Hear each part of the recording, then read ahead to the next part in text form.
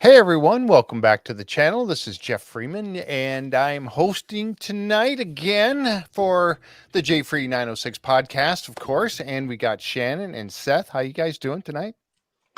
Well, Doing thank you. awesome. How are you? I'm doing fantastic. I mean, this Very good. this last night we had so much fun last night with Jim and Seth, and tonight we get to jump right in and talk about this particular episode, In and Out. Did they not tell us in the insiders group that 12 was going to be an awesome episode? They Oh yeah. did. And it delivered. It delivered. It Oh my definitely gosh. did. You know, I was really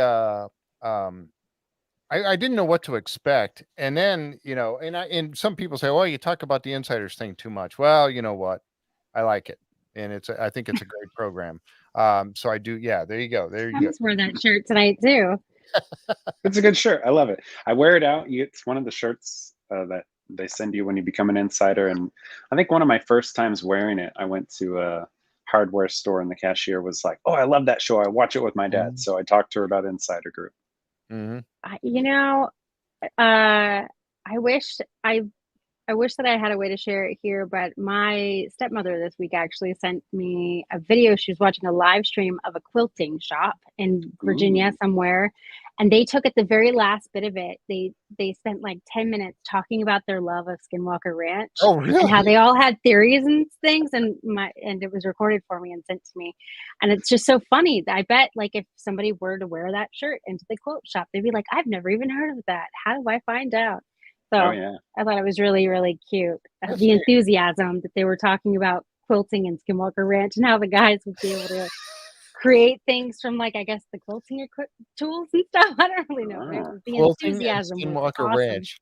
Two things Yeah, it you was would not very, think would go together, but yet they do, right? no, and it was awesome. It was so fun to see. She was really Yeah. excited. Yeah.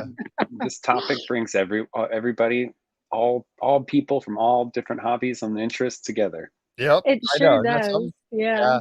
So, I do like, and I wanted to ask the chat too. For those of you in the chat that are watching tonight, and thank you guys for being here with us. We really do appreciate it very, very much.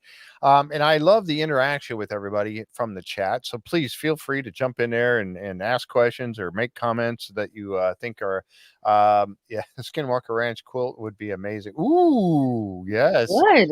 Right? Yes. Hmm. I They feel need like to make. I need to get this woman, like, hunt her down and be like, join I and make a Ooh. quilt. I want one with a quilt with the Skinwalker Ranch, the emblem of the thing on the front of the alien head inside of the It would bio. be awesome. Yes, yes, it would be awesome. Very I cool. wanted to ask those of you who have shirts about, Skinwalker Ranch or anything like that, and if you do wear it out in public, and how often do you get people to actually say something about it? Yeah, Jim, that's Jim's song. I know he wrote that song for the show. So what do you think about that? I love it. Yeah, he's a That's great really good. musician. Yeah, I so I Very, very wear cool. that either whether it be the Phenomenon shirt or the Skinwalker Ranch shirt. I like to wear it around, and you're in the store and you see somebody will point it, and you're like, I had this lady was pointing at my shirt and elbowing her husband, or you know like that, and I'm like, oh yeah, she knows the show. So that's pretty funny. Let's see. I Oh, might there you be go, able to Jeff. get my mom to cool. Ooh, that Kate, that would be awesome. Yeah, I would That would love be that. amazing. I want one for my bed. That would be cool. I feel like calling the shop and being like, we heard you like Skinwalker Ranch. Can you make some Skinwalker Ranch quilts? Yes, Right. yes. We can sell them. I will personally gift you an insider membership if you can make some Skinwalker Ranch quilts. Oh, that'd be awesome. Yeah, it was very cool. So yeah, I love to wear the shirt around sometimes because it does get people to more people notice my shirts. Yeah, I got my insider shirt today. All right, Christy, there you Mm. go. Yep. I've noticed people looking, but they don't say anything. I know that's exactly what happened to me. They pointed at it, and she was nudging her husband, but I never had anyone say anything. Yeah, I don't have one. I need to. Yeah, see. Oh, I tell you what, if Christy, if you get out to the Phenomenon this year, yeah, they got them on sale. And I tell you what, the one I got last year that I bought at Phenomenon, the Skinwalker Ranch ones. Thomas Winterton's boys. I met his boys, and they were in the Oh, booth, and they were cool. selling him out of the booth there, and his wife. And so I got a chance to talk to them, and I bought it. But the quality of it is like It's really, really good. And the proceeds of everything in the shop go towards like the restoration and preservation of the homesteads and towards their cool. work on their ranch. But yeah, I think everything. Yeah, you From were the wearing You wore the hoodie last week. Yeah, the I have hoodie made both me. hoodies. I have The a bunch hat. of shirts. The hat. I have the sweatpants. I've got the like little mug. I've literally got everything. I'm We have a gonna walking be jumping in advertisement on that for it. this. Yeah, I'm gonna There you jump go. in on that this year. Alita, thank you so much, Alita. I appreciate that very, very much. Thank you. It's very sweet of you. So tonight's episode, or actually Tuesday night's episode, In and Out. Man, I tell you what, this one started off right off the bat with the helicopters. I mean, I'm gonna go ahead and get my picture started here, and I just as people know, I love these pictures that show, Gorgeous. like yes, a tri-field meter. I It's brought that up awesome. last night. Shannon, I was talking about the fact that I need a tri-field meter, and all of a sudden, all these people were jumping Oh, on here donating money, so I Yeah. get a tri-field meter. So oh, yes, you should get one. I have one. I got one for Christmas actually, and they're great. Ooh. You need one. I gotta have one. I do. I have to. Yeah, and it has to be the like real one too, because I know they What? make like knockoff ones. Oh, There's okay. like whoever actually makes the like original one. That's the Yeah, one you need. that's the one I want. I want the It's one they very, have on very the show. cool. That's The one they use that's on it. Beyond Skinwalker Ranch. That's the one I'm buying. It's like Okay. $180, $190 on Amazon or something Good like to know. yeah. And I want a new Which one. is probably why I got it for Christmas. Oh, yeah, I gotta get one because I talked about this a little bit last night, but I talked about the fact that I think the guys here on Skinwalker Ranch, and tell me, folks, if you agree with me, but I think the guys here on Skinwalker Ranch are getting so close, and maybe they have while they're doing their experiments, their exercises for season 5 this summer, if that's what they're doing right now, that they are getting so close to being able to actually detect an anomaly. We've already established there's an anomaly there. We know that now on Skinwalker Ranch. And we have a darn good feeling that there are others around the world that the guys from beyond are out looking around for. And I Hmm. think that a tri-field meter, the electromagnetic field, might be one of the ways of finding one. And I'm on to travel the country looking. I think that's Everywhere a I great go, plan. I go around and I'm going to be looking for high strangeness and high electromagnetic field areas. So So something interesting with the tri-field meter, actually, we went on a ghost walk, well, a ghost investigation when Mhm. we were in Charleston, and we chose that one because you were given tools to use, and I was familiar with the tri-field meter, so that's the one that I had. And it was really interesting while we were on it. I had my tri-field meter completely zero out on everything, which I've actually never ever seen before. And I spoke to a couple of people, but I spoke to somebody who's in our insider group who's familiar with technology like that. And he also said that the fact that it zeroed out was anomalous in and of itself. So look for yeah, that too. And when I was reading about it, Interesting. it's like something can be like, I guess, having a high blast of something can happen. But it was really, really interesting. So also look for that if you're feeling weird, if you've got it and everything goes to zero, because that's unusual. that's very interesting. I hadn't thought about that, but that Yeah, definitely I would hadn't make a either. difference. Yeah, if it Well, goes to zero. I honestly, like, Tri-field I was meter looking for what I code. was accustomed to, and then I'm not going to take up time talking about it, but there was stuff that was happening and then it went to zero. And I was like, this is not normal. Like I have one of these and I know people who use them and like, this is really unusual. And it stayed at zero for like a solid 15 minutes while other weird things were happening. Mhm. So it was very, very cool. But yeah, keep that in the back of your mind too. B. Jones is still contributing to my tri-field meter fund. You're gonna have one before you know it. I know. Thank you, B. I appreciate that very, very much. Thank you so much. Oh my gosh. Yes, I'm definitely going to be ordering it now. So, because I last night I had a few donations too for the fund. So, yeah, got to have one. And I'll tell you what, you know, if I find one of these anomalies elsewhere, I'm going to be on the phone to Thomas and say, you know, yeah, you got to get over here and check this out, or the Andy and Paul or somebody. There you go. You're going to end up on next season or beyond. Oh my gosh, Yeah. you know, I think Mount Wilson Ranch might be one of them too, but we'll see. Yeah. So, we're going to have a giveaway tonight. Yeah, thank you, B. We're going to have a giveaway again tonight. We're going to be doing the same as we did. It's the same giveaway. It's the cards, right, Linda?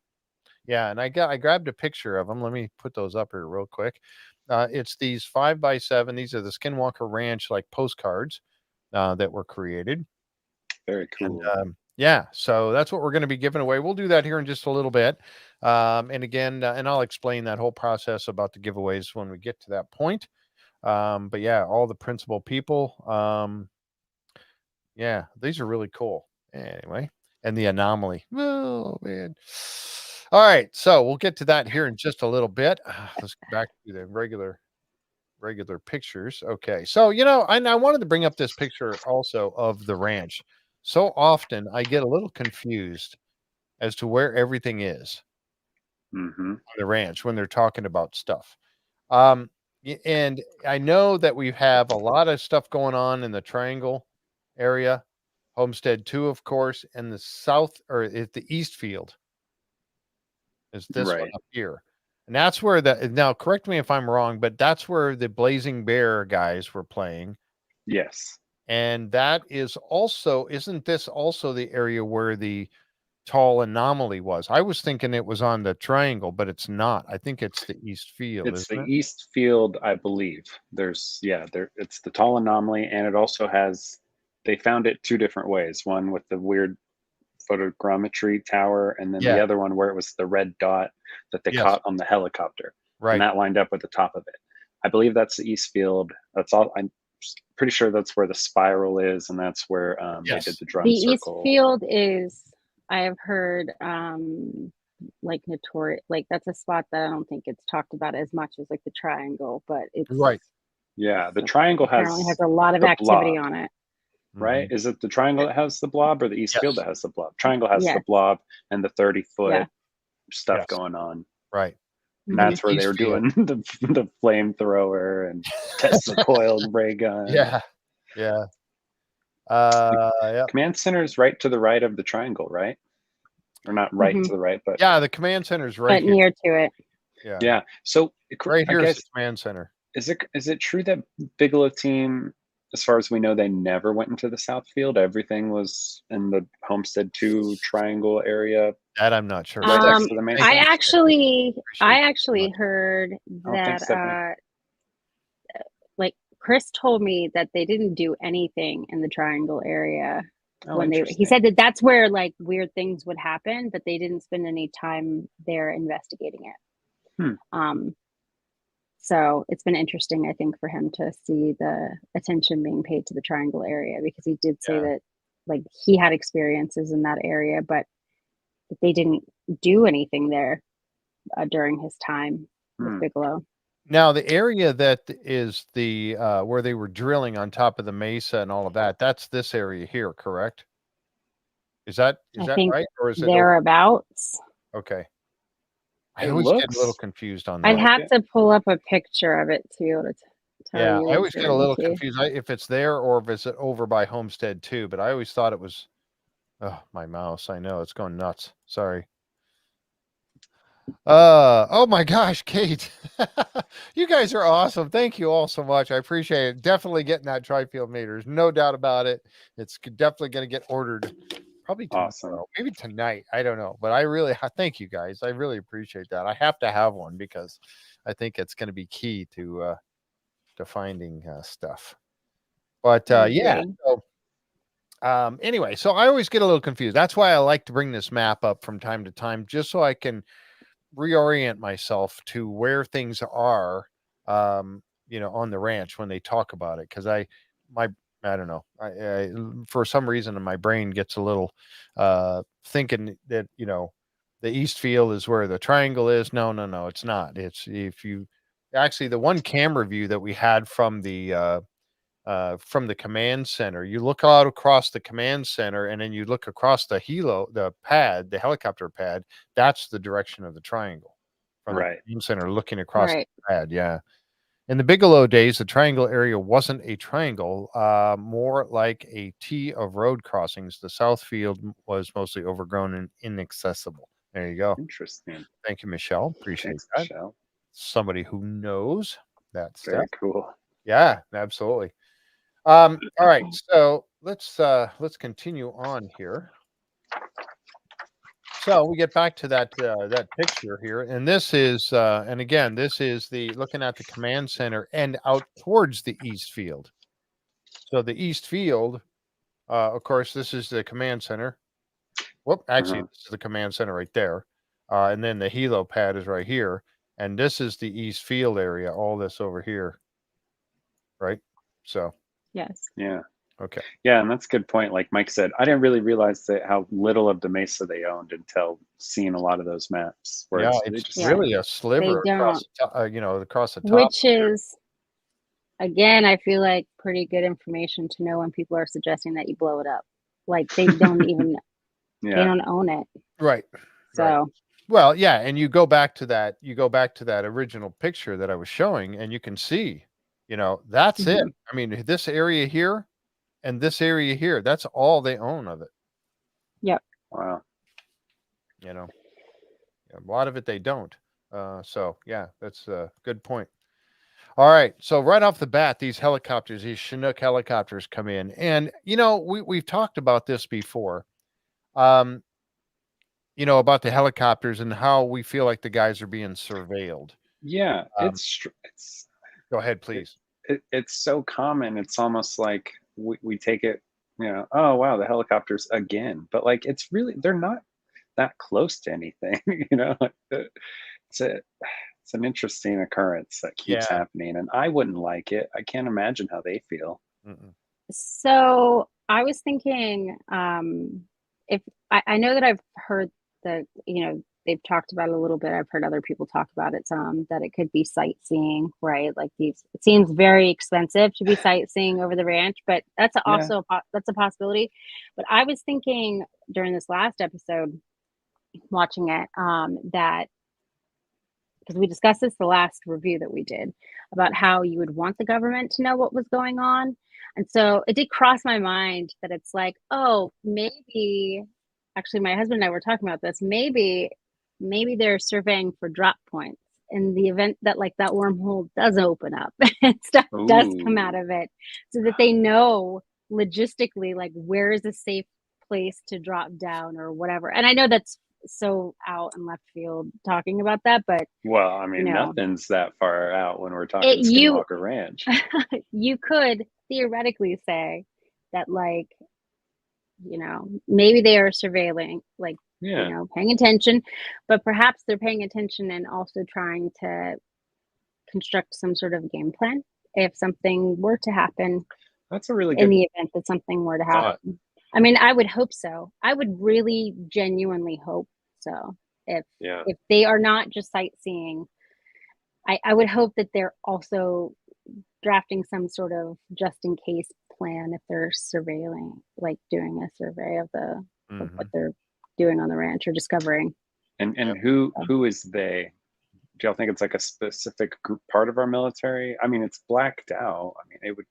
I have no idea. Yeah, I don't know either. That's one of those things that it's hard to make a call on because of the fact. Yeah, I have no idea. I have no thought or like feeling. Pat was asking what this was. That's a refueling tube on the front. Yeah. Oops. Man. That's pretty impressive, the size of these things. And they did multiple passes real low, right? Like you could, I mean, you can see the people. Right. They weren't hiding at all, which is why so you cool. have to. Honestly, I want their view that they got. Right? I know. Yeah. These two guys are hanging out on the back over here, and if you notice the one guy, he's looking like Pete Kelsey when he was sitting in the seat of Cameron's chopper going up. all cool and relaxed, hanging out Yeah. there. The other guy has clearly got something up to his eyes. You can see his hands So are up like this, and he's either got I binoculars or a camera. I feel like this is either evidence that they're sightseeing or that they're trying to assess the land for something else. Because if they were trying to do surveillance, I don't think that they would do it like this. Like they're literally on the back of it with their completely being seen. Like it doesn't make any sense that they would do that. And intimidate. I mean, if people are saying that it's from intimidation standpoint, like that, if they wanted to intimidate, they'd have maybe a weapon out. I don't know. Yeah, I feel like I don't know. It's it's hard more to say. likely for them to be sightseeing or hopefully making some sort of plan. Mhm. Robert said that black square is a tablet. What would they be using a tablet for? Like, Mhm. what do you guys Recording, think? maybe? Are they scanning the anomaly? Are they picking up the orbs? Like, Oh, you mean this black square right here? I think that's what I was reading in the chat. Robert said that Oh, the it black looked like square I is a thought his tablet. arm was out like this, That's what I thought. Yeah. But I mean, it from that distance, it could be a tablet too. Yeah. Yeah. It's hard very to tell. intriguing. Yeah, but the one dude's clearly looking at. He's got binoculars or a camera or something. He's definitely looking. I think it's binoculars that he's using, and there's no markings at all. I mean, look at that. I mean, Also, nothing. they can see that they're being They filmed look by alive. camera crew too. Like Yeah. they're not. Yeah. That's another thing that like there's clearly a camera crew there that's filming them. Yep. So Yeah. I think Yeah, as easy as it is to be like this is some sort of nefarious activity, it feels real dumb if it Yeah. is. It Yeah. feels really stupid if it is. Yeah. Yeah, and like exactly. Dragon made the point of like the cost of the fuel for two of these Right. things to do multiple passes. If that's just like a sightseeing tour, it's just, I don't thought know. That's the way to do it, I guess. I kind of thought maybe they were on their way back. And again, I don't know where back is. The closest one is like 150 miles away. The closest military airfield is like 100. That's assuming it's They're a big military fans of the show, going to a right? military airfield. But if they were heading back to it, they went to the east when they left. Yeah, right The over area. the So I thought maybe they were either like a training flight, or they were on their way back from somewhere, and they thought, "Hey, let's go over Skinwalker Ranch on the way back, and training. we'll Let's check see if it we out." can make it into the show. Yeah, basically. exactly. And I bet they're having a great laugh about it right now. They're like, I'm on this week's episode of Skinwalker Ranch. Yeah. Which way, Jim? Which way is it from the ranch? Is it east, west? Which direction from the ranch is Hill Air Force Base? If you don't mind, I'm not sure. Yeah, So and Air Force, they would have markings. Not that a blacked out, thing couldn't use an Air Force base. yeah, I know, right? So anyway, so the guys, that was the one point, is that when they were leaving, they were west and north. Oh, then they were heading east when they left, because that was that's the one picture that Those are Eric had really taken. cool helicopters. Yeah, Eric had taken Super this cool. one still, yeah. But Super cool. Look up designed the for night carrying stalker. heavy equipment and personnel. These are so. Yep. Yeah, I mean, we see because we're near stuff. I've seen that stuff in the air here, pretty low. But the fact that they did a pass back, Yeah, they very came well around could and be. did a couple Like, circles around the well, ranch. we're already flying over. We may as well fly over again. I don't know. Yeah. Mm. And and I'll show this page. This is when they were leaving, and as the guys had commented, when they were leaving the area, they actually flew right over the east field, which is where the anomaly is. The photogramma, the anomaly that was picked up on photogrammetry, and they went right over it, and over where the spiral is of rocks up on the mesa. That's the area they flew right through that spot on their way out. So, I mean, I don't know what they were doing. We just simply don't know. We can make guesses about it all day, but they did they had on camera. They got when Brandon and Cameron showed up, they went and got inside in the command center, and they brought up Attorney General Reyes. Utah Attorney General Reyes on the TV screen there. They had a little conference call with him, and again, he promised that he would look into it and see what he could figure out. But I mean, the chances of him getting any definite answers, I don't know. I mean, that's Yeah. Again, I feel like if it's sightseeing, then I'm not sure they report that to their boss. yeah, no ADSB, no markings. Right. Yeah, But they are being seen on camera, so I don't know. And yeah, that's not to say that like this could be very confusing if there is some sort of military presence that does want to show up for other reasons. hmm Because if they've decided like, oh, we're used to seeing people fly over that we've confirmed are people just sort of sightseeing or whatever, then it can be very confusing to yeah, know if somebody is in fact trying to do some sort of, I don't know, like pick up on their stuff or right. mess with their stuff.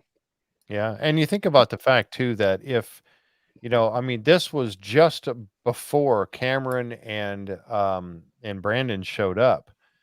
I mean, if those guys were in the air during an experiment, which they did just shortly after this, Yeah. I mean, if Yeah. these guys flew through the area, now you got a little bit of an issue with multiple vehicles flying in the air that one doesn't know the other one's going to be there.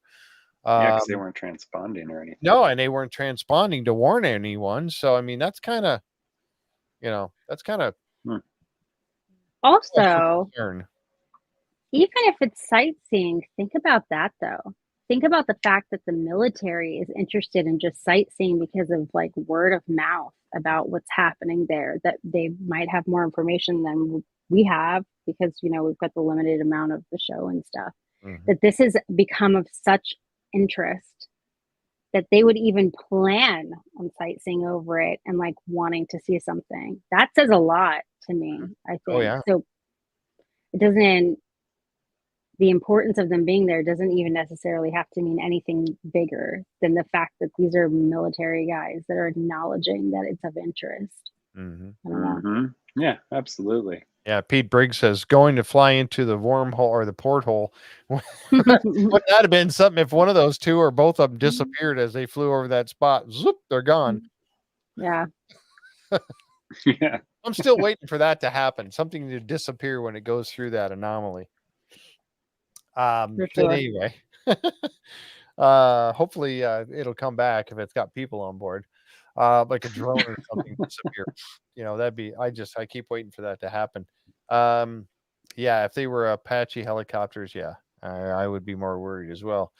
So the guys were setting up an interesting rocket experiment again, exercise. They were shooting some off the mesa, shooting them horizontally, as well as Joe and Caleb down on the ground shooting some up like normal, vertically. So here's just a little artist rendition of that. And here's the two where basically the launch site down in the triangle area, and then the one up on the mesa just right there. And here's how they were planning on doing it, getting that accomplished. Again, why, people are always asking the question, why in the heck are they doing this? Because they are trying to stimulate activity. And that is one way. Oh, yeah. The giveaway, I forgot. This is one way that they have found that it seems as though whenever they're stimulating activity with the rockets, something happens. And it almost has not failed to produce some kind of results. Yeah, So, we've been so spoiled this season. We're and besides, who doesn't like to shoot rockets? I mean, I've said that before. I mean, that's just awesome to do that, right?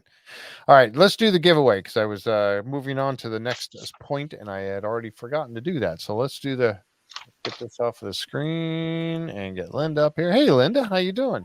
Hey, I'm just fine. All right, let me explain the giveaway again real quick. For this giveaway, and most everybody that's here knows this already, but for those of you who don't, to get participate in the giveaways that we have, that people have just started to donate things to us. Now, this is not a donation. Actually, Jan and Linda went to the work of having these postcards made up. So thank you very much for that. But to participate in this giveaway, you need to be a member of our Facebook group, which is the Curse of Oak Island and Beyond Skinwalker Ranch. And there's a link to it below. You can check out that link, and it'll take you right to our members page, so you can become a member of our Facebook group. Now, Linda will put up the picture of the giveaway that's coming up. She puts it up, what, how many days in advance? Like It'll go up tomorrow. Yeah, like a week ahead. And all you have to do, and when she does that post, is you need to just comment on that post and say yes, and you will be eligible to win. And then she'll do the spin tonight, and then, okay, of course, whoever's name comes up gets to win it, and you must be present at the podcast to win, or else we'll... If you comment a whole paragraph and you don't say yes, you're not on my list. Yeah. So these are the There are these people are who the, just want to chat and they're not on my list. yeah. So just when you see that post go up with the pictures, and she'll say these are the giveaway for this coming, Friday show, all you do is say yes in the comments to that post on the Facebook group, and you'll be eligible to participate in the giveaway. So are you ready? Right. And there will be cards again next week. Okay. And the week following is a really cool green glow-in-the-dark tumbler that Shannon has. Yes, right there. Shannon has one. Yes. Just like I ordered one just like I said I was going to after the last one, and it arrived today. And it glows in the dark. Have you seen it glow in the dark yet? No, because it just came today, but yeah. it's sitting under all these lights. I'm hopeful It's getting that well charged up. You'll see it tonight. Yeah, it's getting charged. Can't wait to check that out. All right, let me get you in a solo layout here, and you can spin it up. All right. All right, here we go. It's spinning. Going? Yeah. Why is it quiet? I don't know. You got your volume down or something. It's getting close, getting close. There's Jeff, Jackie, and Jackie. I think Jackie's here. I think I've seen her name already. Jackie is here. Yeah. All right. So, Jackie, let us know that you're here, please. And then once you are, once you let us know, then you'll have to make arrangements with Linda, and she'll get those sent out. There she is right there. I am here. All right. Get your information over to Linda, and then she'll make sure she gets those sent to you. So thank you very much. I'll get these out on Monday. Yep. Congratulations, Jackie. Yep, All right. Thank you, Linda. See you guys. Jackie. Bye. All right. Now let's see. Where was I? Okay, here we go. All right. So getting back to this, and this was the experiment that they're going to do, simultaneous shooting of rockets, which is always a fun thing to do. And while they're doing this, the Cameron is going up, and Brandon and Cameron get to participate in this particular exercise. And they're going to, they're also going to have Caleb and Eric in the helicopter with them. And they're going to be doing some experiments. Now, Eric was he had the spectrum analyzer going. It was also looking for RF radiation or electromagnetic anomalies with his spectrum and analyzer going. So you see those two there, and there's Eric and Caleb getting everything ready to go when they take off. Can I just go ahead? Comment for a moment, like the bravery that it takes in my mind to sit in a helicopter with no door above at any height with no anomalies around. That is an extreme amount of bravery to me. That is not something I think I could do, to be honest with you. The fact that they're going up there with equipment and then wanting to see something is just right. Yeah, like insane with the amount of equipment failure that they've seen from the ranch or the anomaly phenomena, it's crazy. Yeah, it's like, I agree with you. It is very brave to go up in a helicopter while they're shooting rockets from different locations, crossing streams. It's I had that thought too, where I was like, it's one thing to go to the ranch. Okay, now do you want to fly above it while we shoot rockets and do all sorts of crazy things and try and really provoke things? And there's no door. There's nothing keeping you inside. Like, I know that you're strapped in. Right, that's not enough for me. I'm assuming they haven't taken off yet because because you see No. Eric doesn't have his seatbelt on yet. So Jeez, they'd have to. I don't I would, know. I'd be a I little, couldn't do it. I'd be a little hesitant. I have to admit, I'd do it, but Yeah. I'd be I'd a do little it. hesitant. I would do it. I mean, I would be selective of the pilot. That's for sure. I'd have to I really. mean, Cameron, if it was I would trust. Yeah, exactly. right, like if given the opportunity to do there with them, In sure. that helicopter, yes. Any other scenario, I would definitely not. That would be a hard no from me. I'm with you. I'm with you. Hey, there's Jess Grollo. Hey, Jess is here. She's the one that made the took the tumbler and made that Skinwalker Ranch version. Thank you very much, Jess. You can order those too, Awesome. by the way, at blue6laser.com. Linda just posted that a few moments ago. So you can actually order one of those. There it is right there. And I have a collection behind me, and I've got my special green glow in the dark, which has the alien ship on it. There we go. It's got the alien cool. Oh, very cool. Bigfoot, and then it's got And the an alien podcast logo. Yeah. Very, very cool. Nice. She makes them awesome. These are so cool.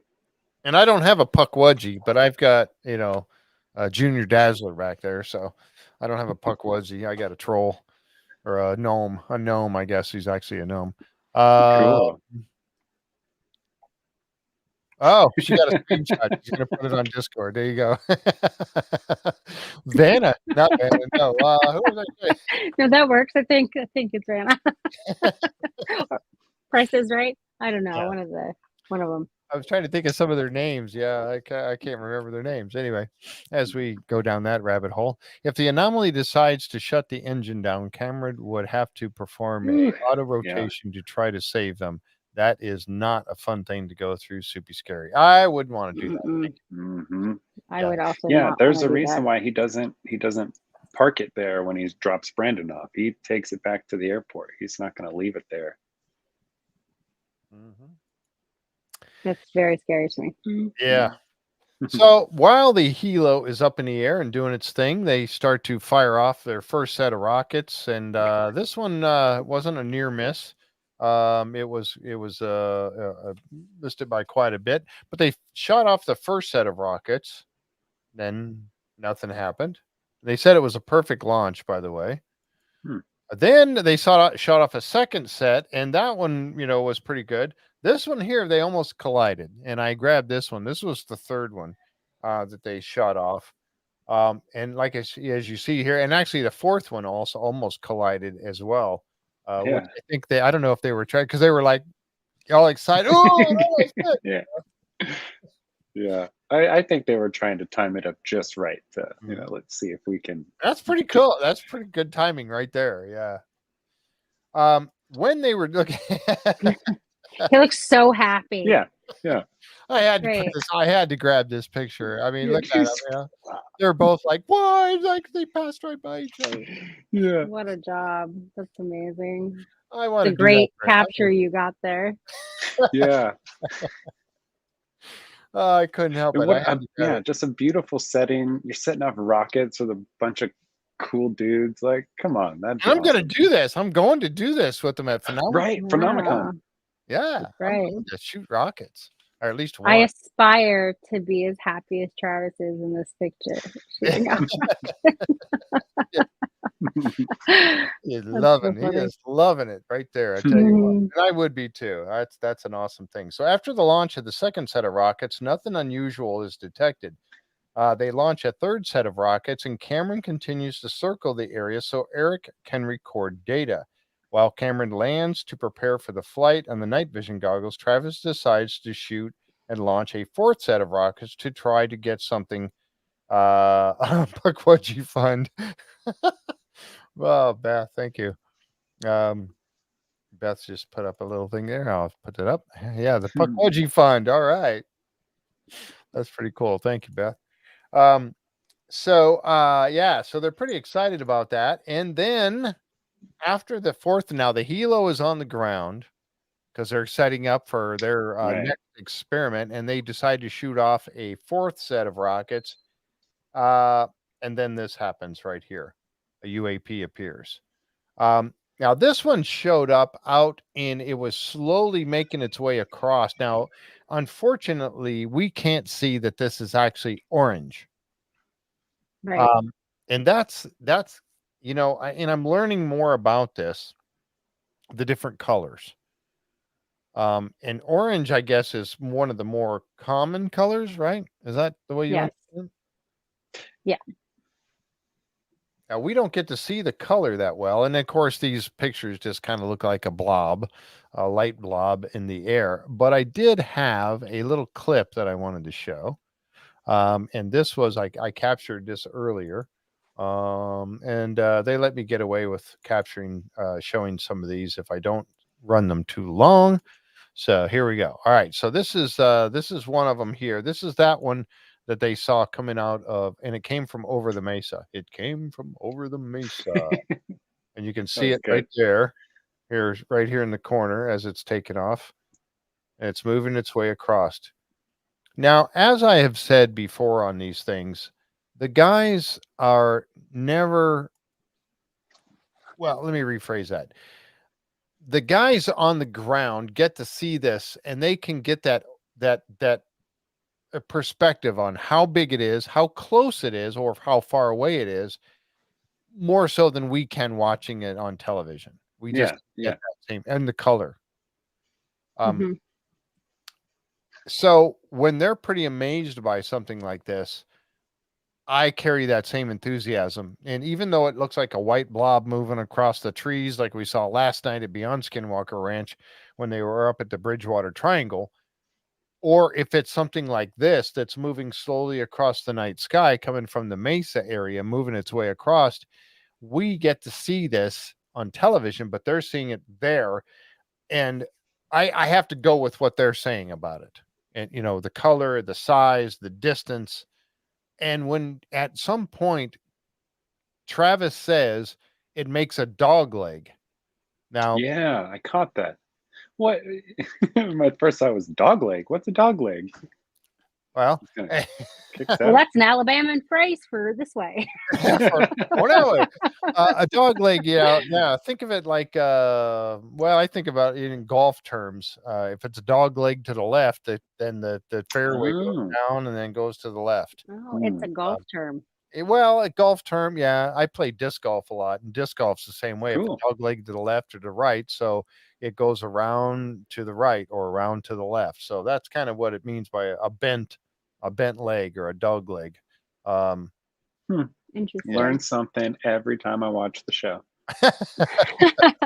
I thought it was interesting that it was Bryant that saw the orange. Yes, I did too. He's the one that has like kryptonite.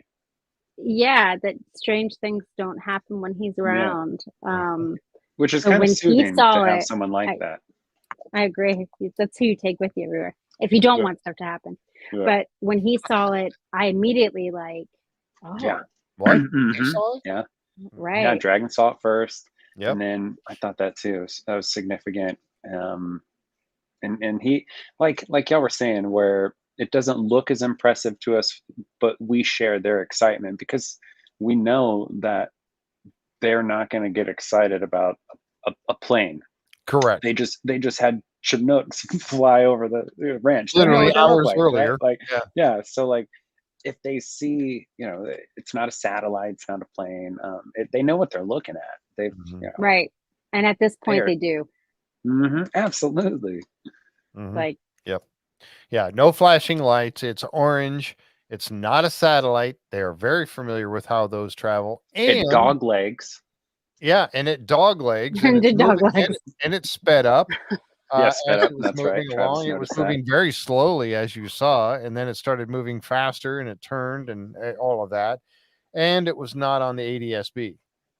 So, again, what the heck is happening with all of that? So, let's see. Let me see if I can pull up the. Let's see. Okay, yeah, I did have a picture of the ADSB real quick. This is it right here. And Skinwalker Ranch, there's Vernal. That's where Phenomenon is, at Vernal. And so the ranch is like right down in here, I believe. They got this area lit up here, but I don't think the ranch is way up there. It's actually, isn't it south of Duchesne, which is right here? Like it's right in this area somewhere, right along, and it's right off this road down here.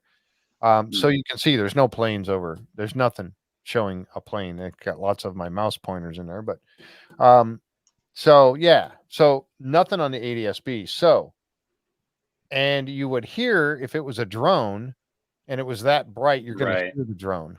Oh yeah. I think it's, I'm pointing at my screen and obviously you can't see my finger. I think it's like what Debbie said, that it's right of Ballard. Right at Ballard. Okay, so right here area. Yeah, I believe so. Okay. It's weird seeing a map like this. I'm more accustomed to seeing the like geographical. Here somewhere. The point is, there's no planes in the area. That is the point. There are no planes. Ain't no plane gonna dogleg either, guys. Not like that. That's no. right. Yeah. I'd be very concerned for the plane if it were. Tim in the comments said the space station appears to speed up, but no course change. So I didn't know that. Does it speed up like as it gets to the horizon if you were observing it? I've looked at it on my app, but I've never actually like watched it or noticed the speeding up change. So that's there I go learning again. Is look for that. Actually speeding up, or does it just appear? Right. Is it our the way it's our observation? Yeah. Yeah. It appears to, but it is not. There's a mod available that adds more detail in for Skinwalker Ranch. You have a UFA hovering over the map. Kind of fun. That's pretty funny. Tim clarified. He said it appears to. So you guys your hunch was correct. It does not actually speed up. Yeah, I think that makes sense because I've seen it go. I think I've mentioned that I have that app on my phone where it tells me when it is coming, and so we'll go outside and we'll look, and it does appear to. I mean, it does look like it's speeding up, but I wasn't sure. I just figured it was. Thank you, Deanna. That's very nice. You use it for whatever you want to use it for. Okay, I like that. It's probably still going to go for the fun for the tri-field meter. That's one thing I need. Thank you so much. A dog leg hole is one that is crooked, for it bends like the hind leg of a dog. Dog's legs tend to be strategic holes where a player must aim to find a suitable spot on the fairway. Yep, exactly. Gotta use strategery. Strategery. Yes. Strategery. Jeff, Robert just sent me a couple of pictures with mapping with the orb path and stuff on it that I'm going to send to you right now. Okay, cool. He sent it in a message. You can because we're so spoiled. Which orb? The one we're talking about now, or the one we're going to the one that we're talking about now, I believe. Well, or maybe. The multiples that Yeah. I don't know. Yeah. See, like we really are super spoiled. That I have to be like, well, which orb, Shannon? No. Yeah, which orb? There's so many. Well, I just sent it. Well, cool. The one. Thank you, Robert. Where did you send it to? Your email address. Oh, my email. I love it. Yeah, every time I interact with Shannon, there's always, have you seen this video, Seth? I'm like, no, I haven't seen it yet. I love it. Robert says this is the one that went through the mesa, is what he said. So I don't think we've talked about it yet. Yeah, we're getting there. Oh, okay. See, there's multiple orbs all there's over this place. Multiple orbs. Okay. Well, you got pictures here. All right. When we get to that. Okay. Yeah, we'll bring those up here in a second when we get to that portion there. Cool. Perfect. That's awesome. So what they do is after they have that UAP go across that they were all checking out and pretty fascinated by, that's not on the ADSB and does a dog leg maneuver and all of that stuff. Then the guys go over and they jump into the helo. Yeah, we just saw a UAP. Let's get back up in there. Yeah, now that the UAP has shown up and all that, let's jump back in here and we're going to let Cameron fly this thing with night fishing goggles. Brandon in it this time. Brandon's not along for the adventures sometimes. Right. Yeah. And if I ever see him not in a suit, my mind, that's when I'll need therapy, Brandon, when you're not wearing a suit. My mind will be blown. Yeah. I'm like, dude, he's always business. Always. Yeah. I love that. Yeah, it's funny to watch him on the Insiders program. Yeah, because I like had a very different like thought of, you know, he shows it in a lot of interviews, but yeah, with the Insiders, you really see his like fun side. Yep, exactly. Sorry, I interrupted you, Jeff. I didn't mean to. No, you're fine. No, I gotta figure out how to get this back now. Brandon started wearing a black suit to school in high school. Did he really, Linda? That's too funny. I assumed he was a baby in a black suit. So high school is a lot later than I thought. Boss baby. Well, there was a picture somewhere I saw of him and Dragon when they were doing their missionary work. Oh yeah, I saw that picture as well. Yeah, they got white shirts on and and ties and everything. Yeah, those are suit adjacent. Yes, they might not be in the black. Suit adjacent. Yeah, the men in black. Yeah, they are the men in black. He's always wearing black all the time. So yeah, that's yeah. So also, like, how convenient is it that his brother is a skilled helicopter pilot? Yeah, and not just helicopters, jets, and planes, and jets, and everything. But yeah, I mean, it's perfect. He was talking about that last night. That's one, and again, here I go with the Insiders thing. But last night on the Insiders Ranch Revelations was basically Brandon and Cameron were on there. The guys were so busy with whatever it is that they're doing right now. Who knows what they're doing out there? Who knows what they're doing? But they were so busy. They popped in, and then the cameraman came and got him and said, "Come on, guys, we got to go back to work." So, but again, I don't know what it is they're doing, but yeah, so or what they're filming. Yeah. So they go out, and then but Cameron and Brandon were there for hours answering questions, just going, and it was so cool. But we learned a lot more about Cameron because he talked about he actually has more hours flying jets than he does helicopters or whatever. Incredible. So the man can fly just about anything, right? So yeah, pretty amazing. Yeah, this was one of those little things that he says, and I had to capture this picture because when on LDS missions, the guys wear black slacks and white button-ups and black ties, practically a Brandon suit. Yeah, put on the suit jacket. Yeah. But I captured this picture because of what it says right here. It says, but just be assured I can see everything really clearly. Yeah, don't worry, guys. Because he's telling him, you guys can't see where we're going. You can barely see anything outside the window. That's taking it a notch up, like we were talking about just a little while ago. Like with the doors open. Scary enough. The doors open, like rockets, anomalies. And now they're just taking it a notch up, and it's in the dark. Only Cameron can see. And he's literally saying there's a bunch of stuff coming at the helicopter. But it's all good. I can see them. Even though you can't. Oh, that's where I'm going to start freaking out is here in just a moment, because but anybody, and going back to what you said earlier, Seth, if anybody was telling me this, who do I feel most comfortable with telling me, don't worry, I can see just clearly, I can see just fine with these on, we'll be fine. It's he wouldn't fly if it wasn't safe, absolutely, especially with his brother and anybody else in that helicopter. Yeah, I agree. So yeah, but it does look really funny. It does look really funny. Don't worry, guys. I can see I can see everything. I feel like it would be like going into a haunted house with one person who could see all the ghosts, but nobody else could. Oh, right. Like, that would be sufficiently, like, your equipment would be telling you that stuff was happening, but only one person. And they're the ones that are in charge of keeping you safely away from them. I don't know. This was an intense, when you really start to break down what they did and what happened, it's very intense to think about. Yep. Now, B said that his suit is white on this photo. Yeah, because of the night vision changes all the blacks to whites and everything. But yeah, he's got a white suit on. So write that down. That's the only time you'll ever see a white suit on.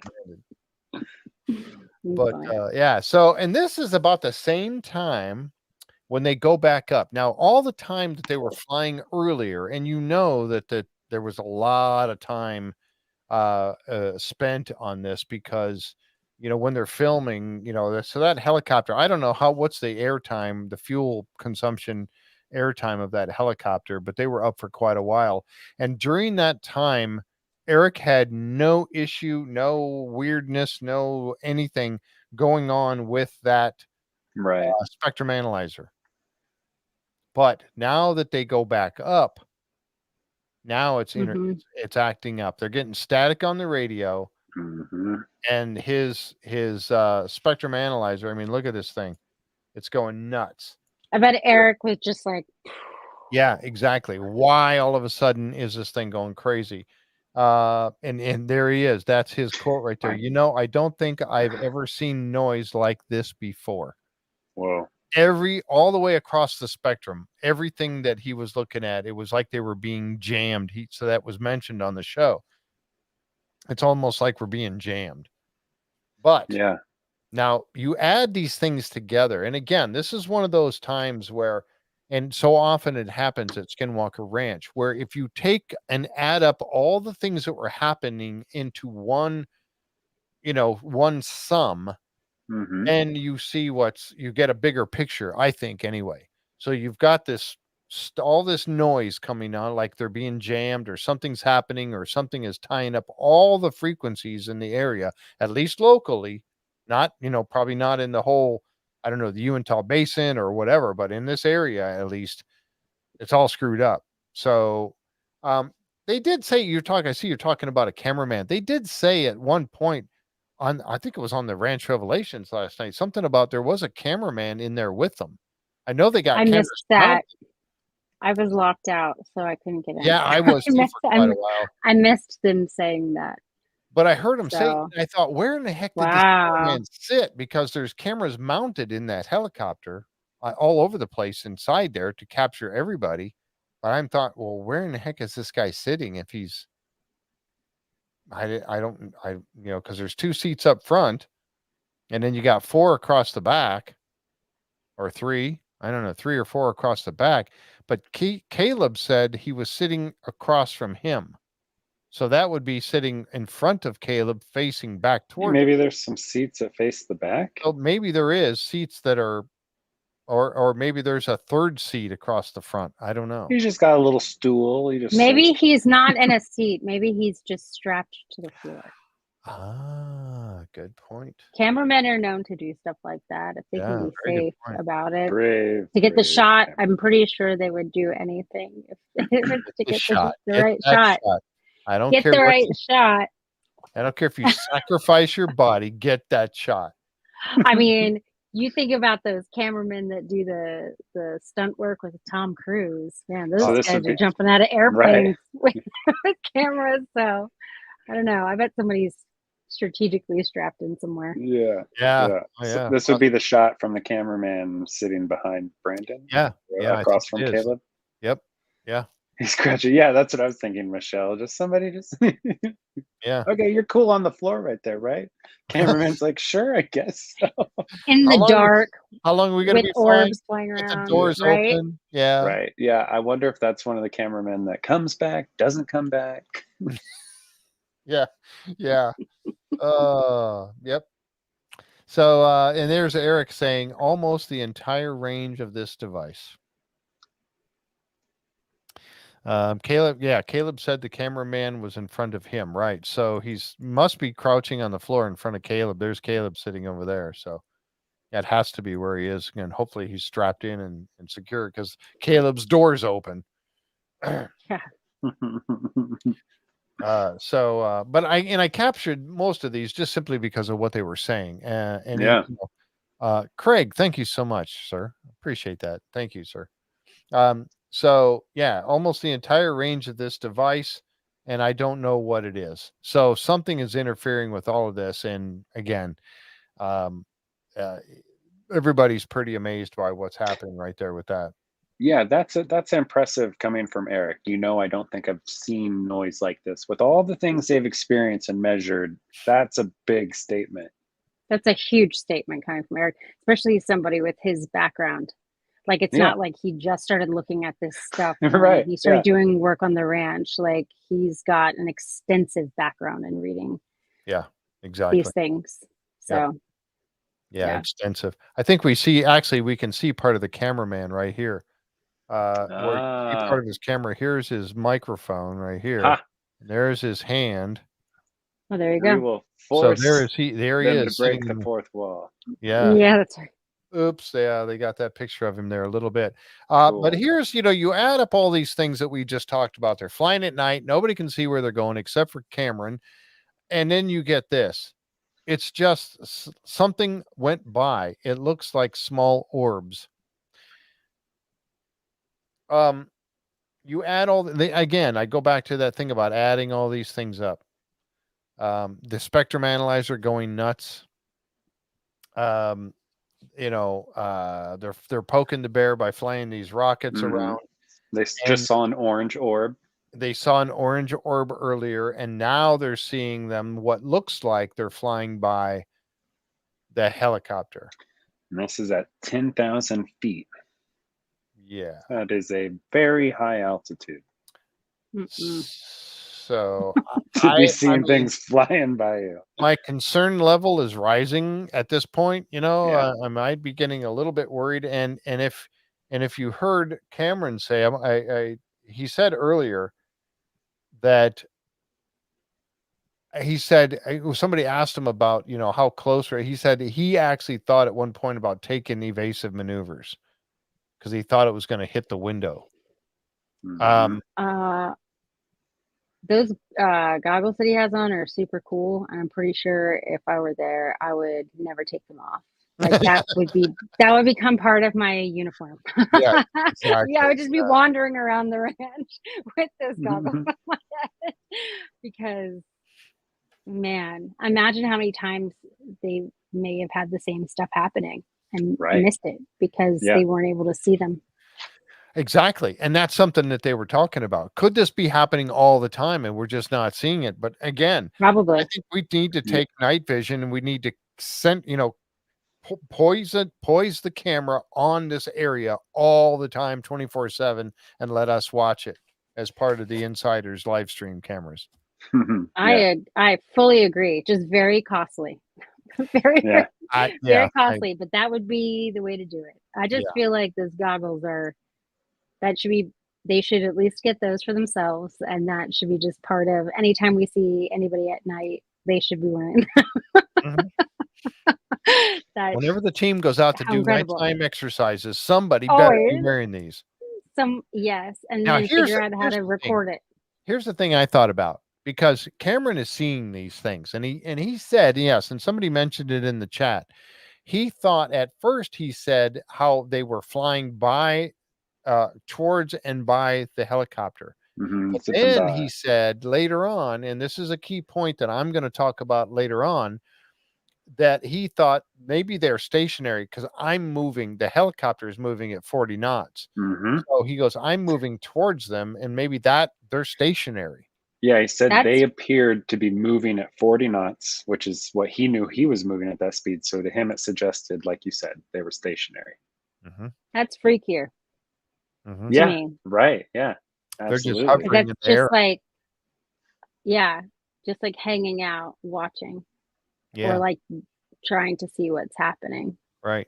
Now, if he's coming at them and he gets the feeling that it's going to hit the window and he needs to take evasive action, even though he didn't, would that not, if it was sitting still, I mean, would it move out of the way if he was going to run into it? I mean, would it scoot over a little bit? I mean, all these things are flashing through my brain as I'm thinking about this. I'm like, man, I would hope that, go ahead. I was just like, if they are appearing and disappearing, I don't know, like some of the stuff that we've seen. Yeah. That would be like, you wouldn't know when something was just going to like pop. Right. In. Right. Yeah, I think seeing what we've seen with how fast these things can move and the cameras, how they've caught them in single frames, like knowing that, I get Cameron saying how like I almost wanted to, but he didn't, because he probably figured, kind of had that thought of like, well, these things move faster than I can. Better just and he stay my course. I don't know.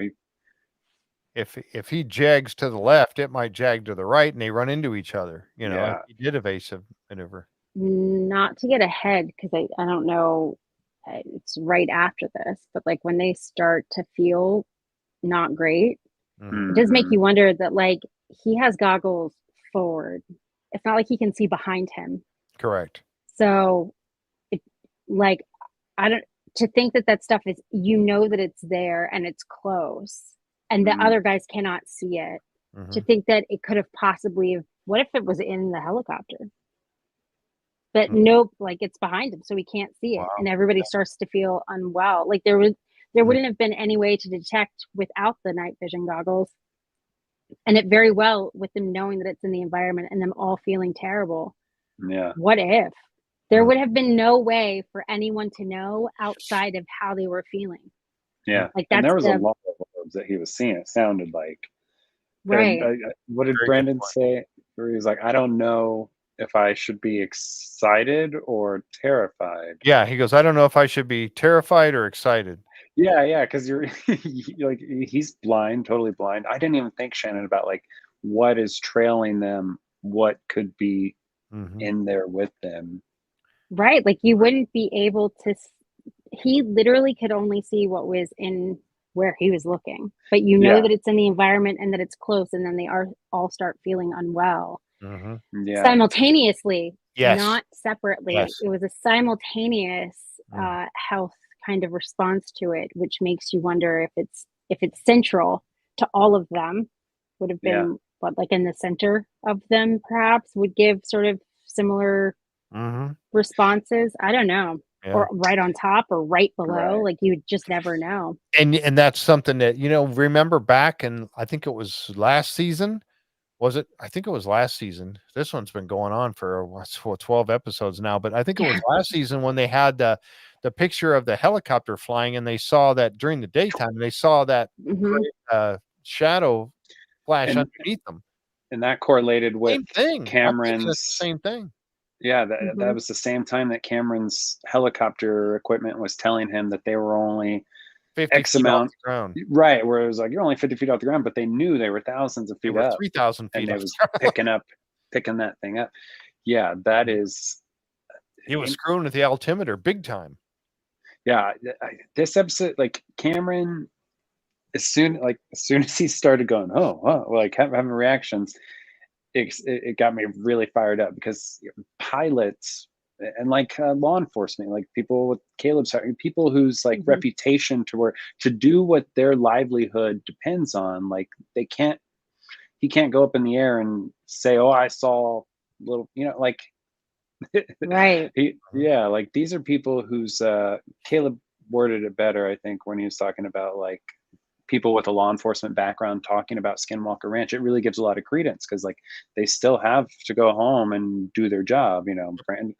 People are trusting their lives with Cameron's company and Cameron's piloting skills. Like he's not gonna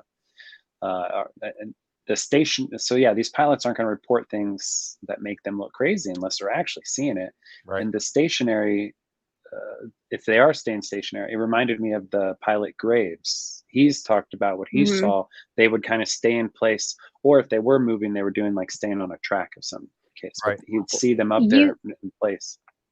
You can even read back to like, and I know that there's no way to verify all the stuff that he's written is true, but I mean, John Keel wrote about how when he would see things, he would think they were stars until they moved eventually, which lends itself to the idea that they could very well be stationary for long periods of time and then decide to move with purpose. And to go back to what you're saying, like somebody like Caleb is military law enforcement. He's also trained to be able to handle himself in a dangerous situation and remain calm.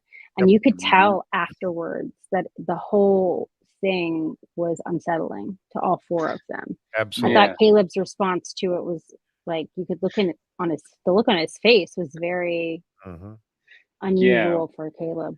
Yeah. I think. When Brandon, or I'm sorry, when Cameron was the first one to speak up to Brandon, because Cameron was really, exactly. When he said, Brandon, I don't feel good, I was immediately grateful for the brotherhood that all these men share. I mean, especially the literal brothers, but like just sometimes there is a tendency among men or anybody to maybe not say things, or, oh, that's nothing. But as soon as Brandon said something, they were all like, I know, me too. And thank goodness that they're also open and willing to actually recognize these signals that we're picking up on. That, I wonder that how was the the right cameraman decision. felt. Yeah, well, Right. He's probably like, thank goodness, you guys. they said that God. they brought that up in Brian's Revelations last night, and he Oh, I also missed it. he felt the same way. Don't feel bad, Shannon. I missed it too. I'm gonna have to watch the recording. I was having Yeah. trouble getting in, and I finally was like Yeah, frustrated. there was a little So, issue getting watch in. it later. Yeah, the cameraman. They asked him that question, and the cameraman was also affected. Wow. So all Interesting. 5 of them in the helo were affected by the same thing. Kat brought up a good point and said that because Cameron had mentioned this, I wonder if it was circling. He said it could have been the same UAP or the same orb, and it was just simply staying out there instead of it, all these different ones that were passing by the helicopter or him passing by them. It could have been because he was circling at some points, and so he could have been seeing the same one. So we don't know if it was a whole bunch of them or not, but it could have been one. With how fast these things can move, anything's possible. Exactly. Yeah, which is like what I mean, the significance of missing a quarter of a second. Light can move, like Travis pointed out how fast light can move. If these things can move the speed of light, or right. Yeah. 2 things have come from this for me. This particular section right here. One was what Christina had said. You all need to wear night vision goggles when you go out there. Yes. And I have some night vision. I have a night vision camera. And a camera that got a binocular I have taken. Yeah. So that, yes, but I think that this would be a good experiment to not only have everyone or most everyone in the helicopter wearing them. So when Cameron says, "Oh, there's one right there," they all can look and go, "Oh, we all see it now." Yeah, and then we I have people wonder on the ground and I see it too. And record. I wonder if regular ones work, because I have night vision goggles that record, but Cameron made a comment that his were military grade. So I wonder if there's something else in those goggles that allow for better sight. Cameron, I need you to come on the show because we have a lot of questions for you. Yeah, really, sir. Yeah, I've gotten to look. Can you buy those goggles on Amazon? Right. Yeah. Yes. Start another fund brand you have, and see. I'll have to start another fund. GoFundMe so Jeff can buy. Yeah. No, I'm kidding. Please don't do that. Well, if that happens, then we have to pass them around. Yes, right? There you go. With everybody at Comic-Con. You have them. You can sign it out for like a week, and then mail it to the next person. Yeah. There's going to be a long list. Record what you find with it. Yeah, there you go. Now, here's a picture that, and again, I grabbed these because of what they were saying. So I could remember, but this is I forget what camera, some kind of device that Thomas has, and they were saying it's not visible to the naked eye. So whatever Cameron was seeing, they cannot see it on the ground at this point. So that brings up the question to me that sometimes they do see at night, they do see a light passing by, and it's an orb passing by or whatever, or a UAP. An orb is a UAP because we don't know what it is, right? So, I would say so it, but sometimes they can't. In this particular case, only Cameron can see them with his military grade night vision goggles, but they could not with their naked eye. So it wasn't illuminated. It wasn't lit up. Do you think that's coincidence or by design? Because that's really interesting to think about if it was done on purpose to not be able to be seen. Is it on purpose, or is it when they're doing something special? Now, and again, I'll get to this in a moment about the stationary thing, but maybe it's when they're moving, they light up, or when not, they not. I don't know. What do you think? I mean, that's odd. Ooh, wow. 35,000. Okay, never mind. Don't forget the GoFundMe. We're not doing that, folks. That's too much. I don't know, but what do you make of that? I mean, sometimes they're visible and you can see them on orange light or whatever, and sometimes you can only see them with. Thank you, Brenda. That's very kind. It makes me think about that thing that happened at the end of June, because there was periods of time that you couldn't see it, but it was obviously still there. Right. Yeah. And at one point in that video, it looks like it's stationary. Right. Like when I went through the frame by frame, which I think we can talk about a little bit because they do have that part of the video released to the public. I was going to ask. I thought it was. Yeah. So we can. Yeah. I don't think it's the entire thing. I think they have part of it released for like advertisement for the program, but they, when I did the frame by frame, it's very clear to me in the frame by frame that it is staying stationary for a period of time in which it goes from being visible to not being visible.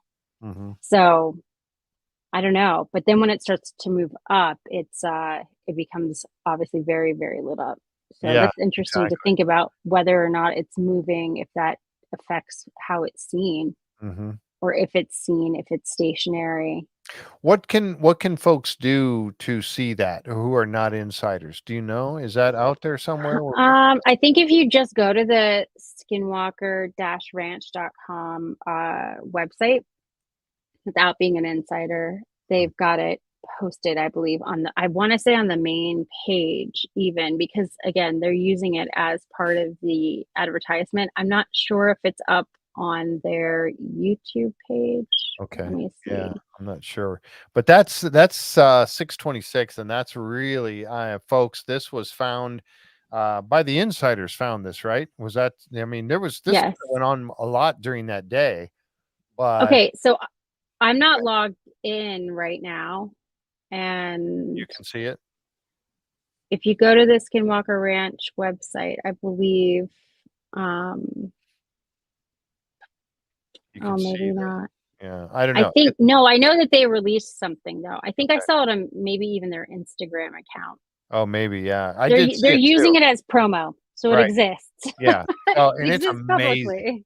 folks. It is the coolest video I've ever seen, and it makes this part of the season that much cooler because it's Craig, because we can have conversations. Yeah. Craig said he was there when it was happening, so he saw it. I was too. I also was there when it was happening. I was on earlier in the day, and I saw some stuff happening. I think that was the same day that you and I were talking, because I saw. Yeah, I recorded it, and it was later in and it was later in that day when this stuff happened. So this was a very it's been busy active day with that kind of stuff. And there it is. Hey, Steve's here for the first time. Welcome. Thanks for coming by. But so again, that's why I talk about the insider program so much, because of these things that we get to find. And that was one that will blow you away. Seriously. Oh, you lost your internet. Okay.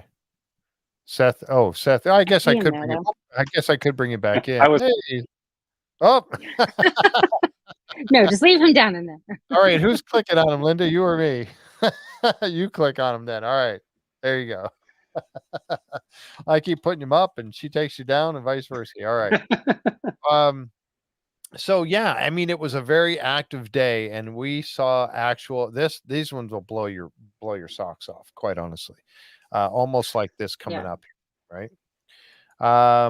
So here and again, here goes back to this confidence level you have in your pilot. Objects flying by. I mean, he's talking about these things. They're flying by the helicopter. And you saw during the show, Eric. He goes, "Oh yeah, here comes one right here going by." And you saw Eric is looking out the window, out the open door, because he wants to see it too. But yet, you can't see it, but yet he could. I mean, that would just freak me out that I couldn't see him. And my pilot is going, "Oh yeah." I bet. I know. I bet Eric was like, I'm sure he wanted to see it desperately. Help me, Mr. Wizard. Up here near 10,000 feet, I captured some of those, and the spectrum analyzer is still going absolutely bonkers. Absolutely no use at all. But this yet is data in itself. Even though it's going bonkers like this, and you can't get anything out of it, it's data. It's still data, regardless. And then comes the part where Cameron begins, "Brandon, I'm uncomfortable." And immediately they go around the entire helicopter, and everybody is feeling that tightness in the chest. Yeah, that's right. He said my chest. It's like my chest feels compressed. Everybody could feel that anxiety level rising, compression in the chest. Was one of that the UAP, was it starting to affect them? Can they do that? We don't know. There's so many unknowns in this. But I would have to say something was affecting all of them. And this was at the 10,000 foot level, correct? I believe. Yeah, Mhm. yeah. Yeah, near 10,000 feet. So it didn't happen until they got up there. Yeah, and they stopped feeling it as they dropped altitude. They dropped, I think Cameron said that once they dropped a couple thousand feet, that sensation kind of Went away. left them. Yeah. It's interesting. Terrifying. Yeah. But again, being the pilot that he is, as soon as Cameron started feeling this, and he said, I feel uncomfortable. It's time to end the mission and bring the helicopter to the ground. And then, of course, he's told by everybody else that they are all feeling it, including the cameraman. So, yes, let's get this thing on the ground. Now, I think it's 10,000 feet above sea level, which is 5,000 feet above ranch level, right? So Oh, okay. half. So I think that's so 10,000 feet above sea level is like 5,000 feet above the ranch ground level, if I remember that correctly, because they're about 5,000 feet at the Skinwalker Ranch above sea It's level. all just way too high to be in a helicopter in the dark with the doors open and anomalies flying at you. ASL, yeah. To me. So Oh, Linda, what are you doing? Wow. What are you doing? Wilson Ranch trip. I know. I want to go to Wilson Ranch, Mount Wilson Ranch. Yeah, I tell you, that's okay. Could it be something about the oxygen at 10,000 feet? It shouldn't be. Yeah, maybe, but I think that would be a feeling someone like Cameron would anticipate and certainly be familiar with if that was going to be an issue. Okay. All right. Well, if I get out there and I do want to go, I will definitely be going live from Mount Wilson Ranch. They do have internet. You saw Carl the Crusher was live with me, and he was there. He was in Jeff's in the bar there.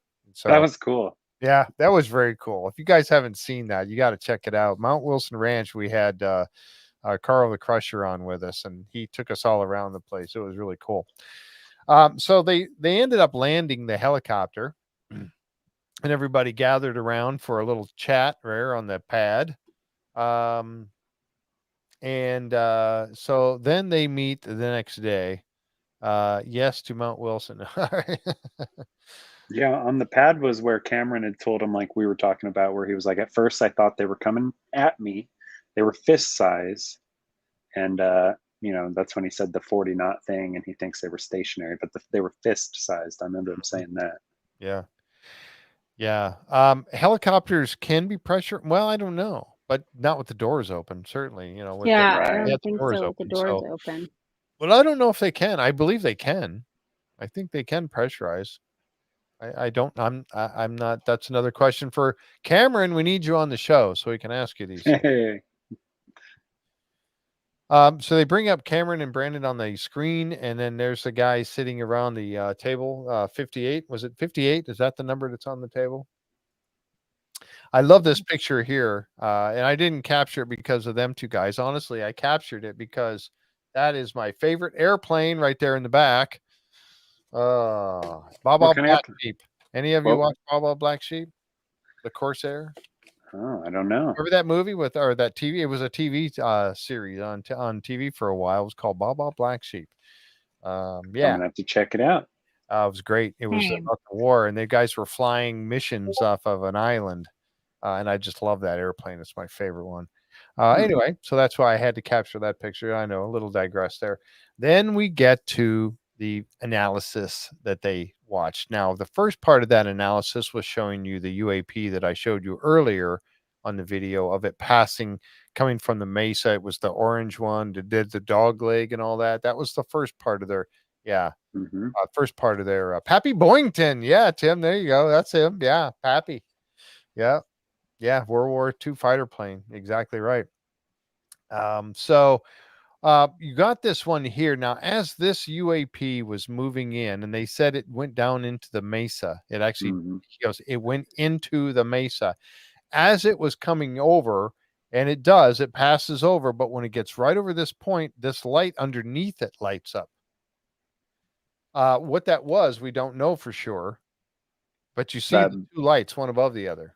The spiral, and then that's right. To me, that looks like where the spiral is. It is. East Field petroglyph spiral, or the spiral it is. megalith. Yeah. I really wish we were able to see the other camera angles of this. I know. This. Not to be ungrateful. I'm grateful that we have this one. Oh, but Shannon, it would be I didn't very even think cool. of that. They definitely have more shots of this. For That's sure so they dumb. do. We know that they do, Yes, and I want to see them.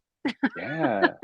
Yeah. I really, really would love to see this from a different angle. Yeah, yeah. I know. Yeah, I can think of exactly what camera they would. Mm-hmm. So you're looking. Like, I'm sure they've got a pretty good up close one of this. Yeah. There's a lot of times, you know, I'm a newbie insider, so there's a lot of times where during the show things will happen, and I go, oh, that's why Eric has cameras here or there, you know, like. Yeah.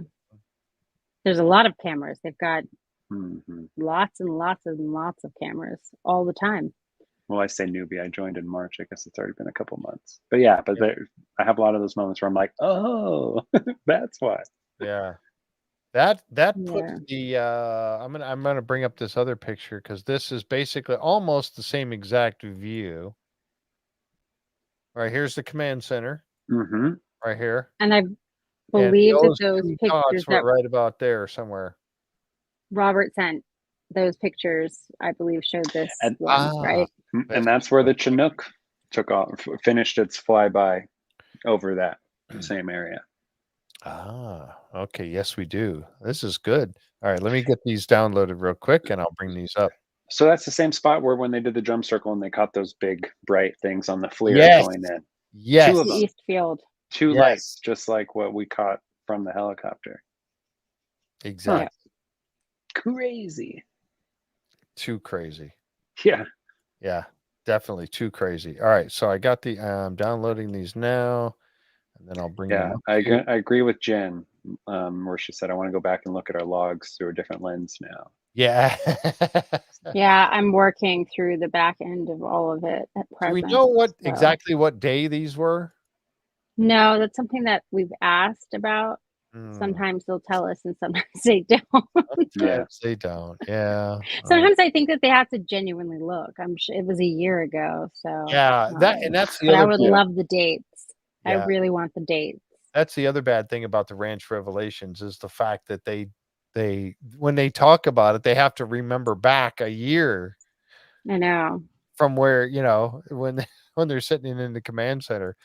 All right, so here's those pictures. I'll bring these up right here.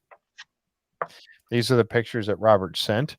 Okay, so let's see. I want to go back and look at the here is the let's see, legend. Orb enters on season 4, episode 12.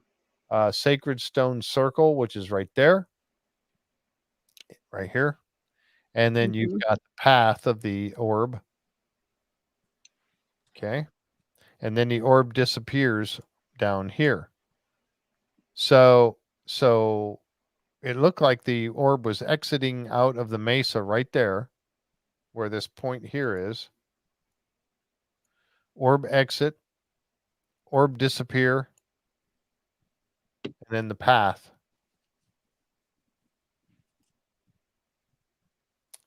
So yeah, this is really cool. Thank you for sending these.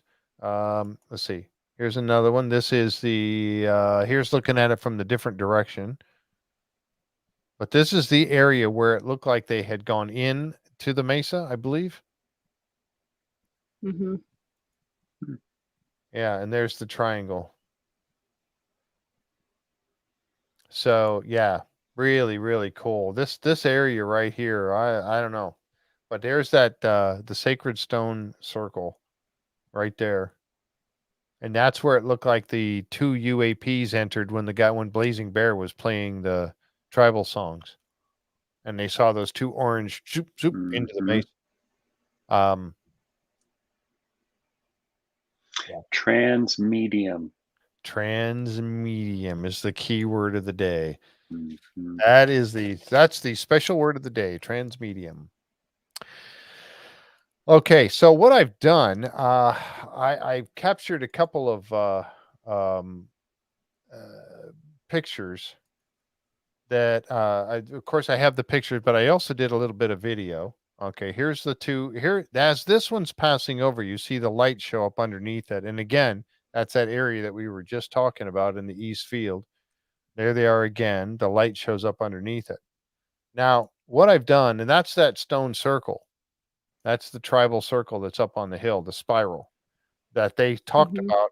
And we saw the petroglyphs or pictographs on the rock face where the blazing bear was playing, talking about the portals and the snakes that were protecting the portal and all these different kinds of things.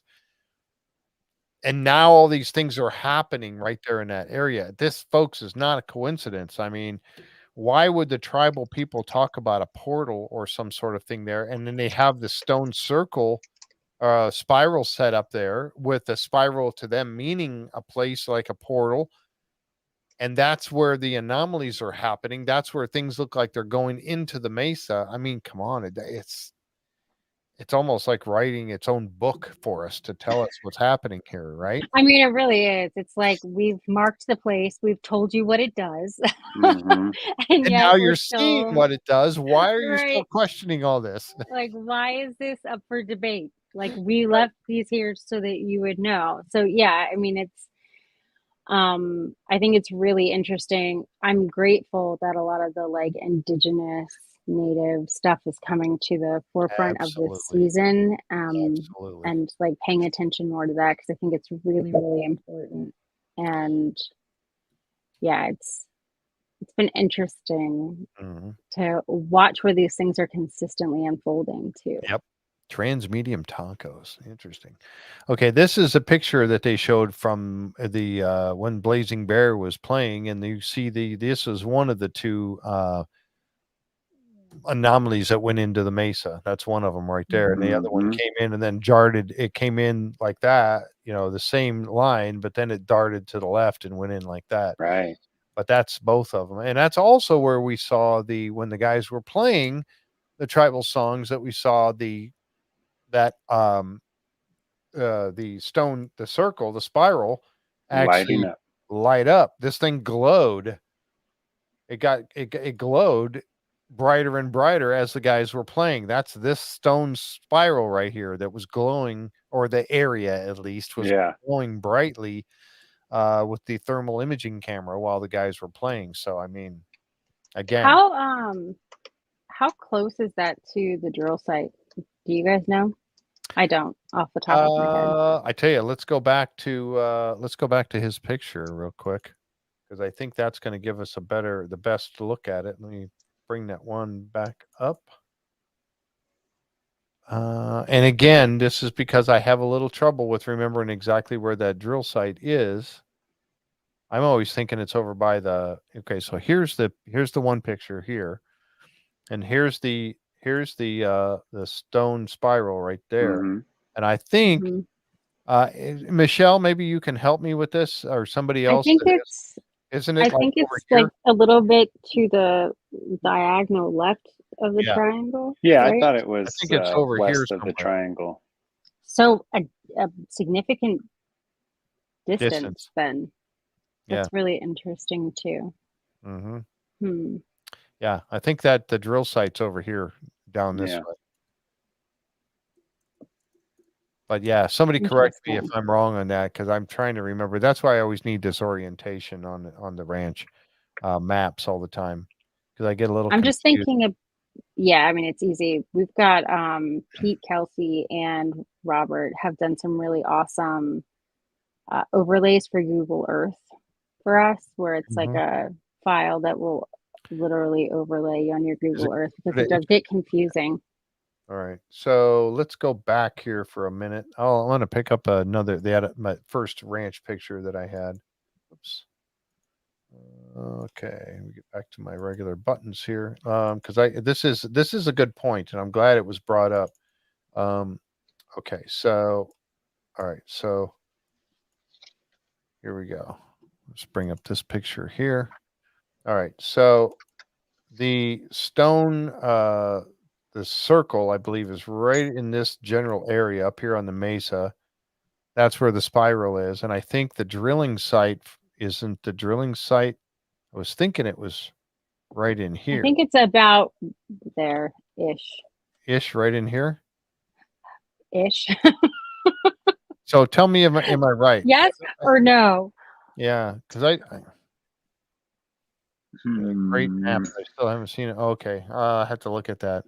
Barbara Morris says the trader, Trader Boogie made a map. And I don't. I might think be it's. able to I was find thinking it. it was right here. Oh, so my mouse going nuts. Sorry about that. But yeah, that's what that's what I always have a little bit of trouble. Oh, that's about right, Jeff. Okay, thank you, Michelle. All right. That's what I thought. Like it's. Yeah. I just remember it being like very close to the triangle, and I thought to the left a little bit. So Right. that's interesting. I And wonder. I hate to say this, but I wonder if there's anything in between those 2 points that's not on their property. Because it does, like the way that it meets like this, there's this area right here that they wouldn't even be able to do anything to because it doesn't belong to them. Oh, she said a little further. Yeah, it's right there. Yeah, I was just about to say, if you look on Google Earth and you look at the satellite, you can see it's right across from the biosensor bait pin, where I believe the rock, because that's where all the rock looks That's like right. it's Yes, most precarious. yes. So I believe it's right across from the biosensor bait pin. If you're on Google Of Maps. course, the biosensor. Well, one of them bait is right. pin. Yeah, then that's right here. Well, this one would be it would be where you were at. There's one there. Okay, right. But yeah, well, that's I think the one. there's one over here too. Yes, that's it. So it's right across. You can see the rocks look like they've collapsed there. Yeah, so I think that's it right there. I mean, I just think it's really interesting to imagine the fact that, like, right at that thing, it would be in line. I also wonder if the people on the other side of the mesa see things flying in and out of it. Of course. You have to. I mean, we saw that picture. There's another one. We saw the picture of the DJ that he got of the above the bottleneck or the lake. Yes. Bottle Hollow. Yes. Yeah, Bottle Hollow. Yes. Bottle Hollow. That's just right on the other side Hollow? of the mesa. Bottle Hollow. Bottle Hollow. Bottle Hollow. Bottle Hollow. Yeah, the second one is right. You can see the dark line. Okay, yeah, so that's it right there. Yeah. That's the other that's the drill site, right where my mouse is getting all funky. All right. So yeah, right. I mean, yeah, the all-seeing eye, right? That's how I picked that up last week. Up there by the stone. I don't know where the campground is. They're on the far west side. It's over of the here ranch. somewhere. Yeah, we'll say so. Yeah. Okay. All right. But yeah, they're not by the stone circle as far as what I remember seeing. Yep. I may or may not spend a lot of time on Google Earth looking at this. I love Google Earth. That's what before Insiders, I feel like it's super creepy for me to say this out loud to anyone. but I feel like I had the ranch memorized through Google Earth because I think like a lot of people before there was any access like we've got now, wildly curious. Yeah. I use Google Earth a lot though. It's one of my favorite things to do. We're so lucky to live in a time that we're able to do that. I know. So you know what, and I used to work. I'm a little sideline here. I used to work on cars a lot. Fixing this and swapping out carburetors and fuel pumps and all this kind of stuff and engines and whatnot.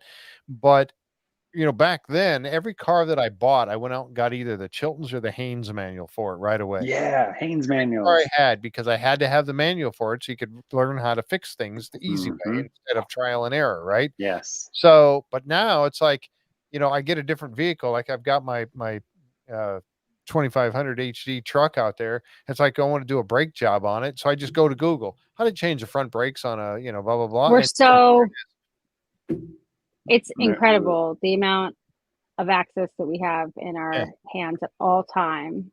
Yeah. And I mean, we've talked about a little bit that it also like it messes with our concept of time too. Traditional time, how everything kind of had a schedule. Now we can access anything all the time. News alerts come straight to our phone immediately. Like there is no reprieve from just being able to access the world at like.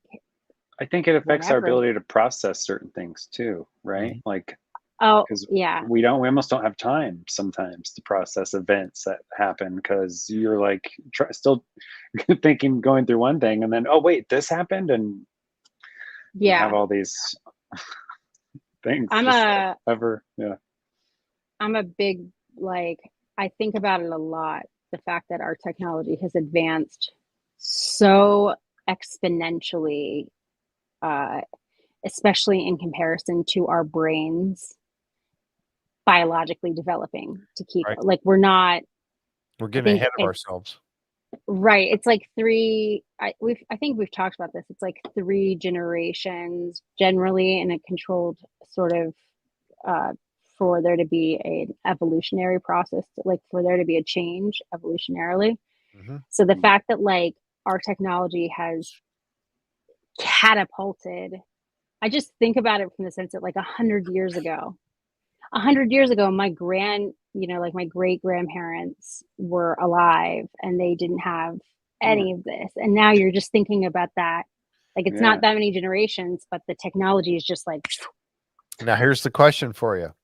Is that because we have had some sort of materials from an alien technology that we've now been reverse engineering? The more I've been reading, I think, for a really long time, I was not in the camp of believing that's what was happening. But now I'm not so sure. I can't say one way or the other, but I'm certainly not against it as an idea at this point because it is just insane to think about how fast. But I mean, you can think about really anything that way, just how scientific discovery builds on each other. And especially in the way that the world is sort of set up, everybody's competitive. So that competition being driven with building on everybody else's kind of discoveries. I don't know. We've had a lot of brilliant minds in the last 100 years as well. Yeah, I don't think it's unique this time in history to like this sort of fast-paced expansion. I don't think it's unique to just our time in history. I'm one of the people that thinks we've lost technology in the past, or we've kind of gone through cycles. My grandmother used to always say in her lifetime, she was born in the back of a wagon. So from wagon travel to space travel in one human's lifetime. Yes. Exactly. And we've been on this earth for hundreds of thousands of years. It's insane. What's and not just possible? Space travel, literally flying a drone on Mars. Yeah. Like that's what blows my mind is you think about like the Wright brothers flying to being able to fly a drone on Mars. That is incredible. What are our grandkids going to be able to detect on Skinwalker Ranch with their phones or, tri-field meters or stuff? Yeah. They're going to be like, they'll have an app in their eye. They're going to have an app on their phone and they're just going to go, oh, look there's the anomaly right there. Yeah, there's the wormhole. Let's jump in. Yeah. Around I feel like this is a bad day to even ask me about that though, because of seeing Oppenheimer. Like my brain is broken from even being able to. Oppenheimer is a movie that will break you. but it does. I mean, it's a great illustration on how fast scientists are able to work, especially when building on other discoveries and being in competition with each other, right? Like we've seen incredible things when there's a race of some kind. The movie is going to sweep the Academy Awards, I believe. And you heard it here. It's the first movie in my entire life where like when it ended, that last line's delivered and the entire theater was silent. Like you could hear a pin drop because it was like all of us were trying to process what we had just, how it ended. And yeah, it's hard to not think about after seeing it. And I'm really glad that it's been made into a movie, because I think a lot of people need to see what we're capable of doing and what we've been able to do, and like what those discoveries that we're kind of sitting on right now. It's very frightening. So yeah, again, talking about the future of our grandchildren and Skinwalker Ranch and stuff, it's scary to think about, because with technology comes a lot of scary stuff. Yeah. Here we are at this point trying to figure out if portals and wormholes exist. My granddaughter will be using them. Somebody said that. They'll be actually using them. That's exactly. Yeah. What there's a, I can't believe I can't remember his name right now. Stephen Fry. I watched this really awesome, he was talking about it, technology. He's like the person who will live to be 200 years old, like the first person to live to be 200 years old has already been born. Right, like the advancements that we can't even think about, because it's going to need a bunch before it can even get to it. It's just I don't know. And so that's why it's not. Put your consciousness into a robot body? Sure. Nope. I believe I'm one of the people, I look at nature, everything dies in nature. I'm a part of nature. I'm meant to die. I mean, that sounds morbid, but I agree with that. When I was young, I had the thought of, put me in a robot body. But now I'm thinking, well, what if I'm keeping myself from the next great thing? Level.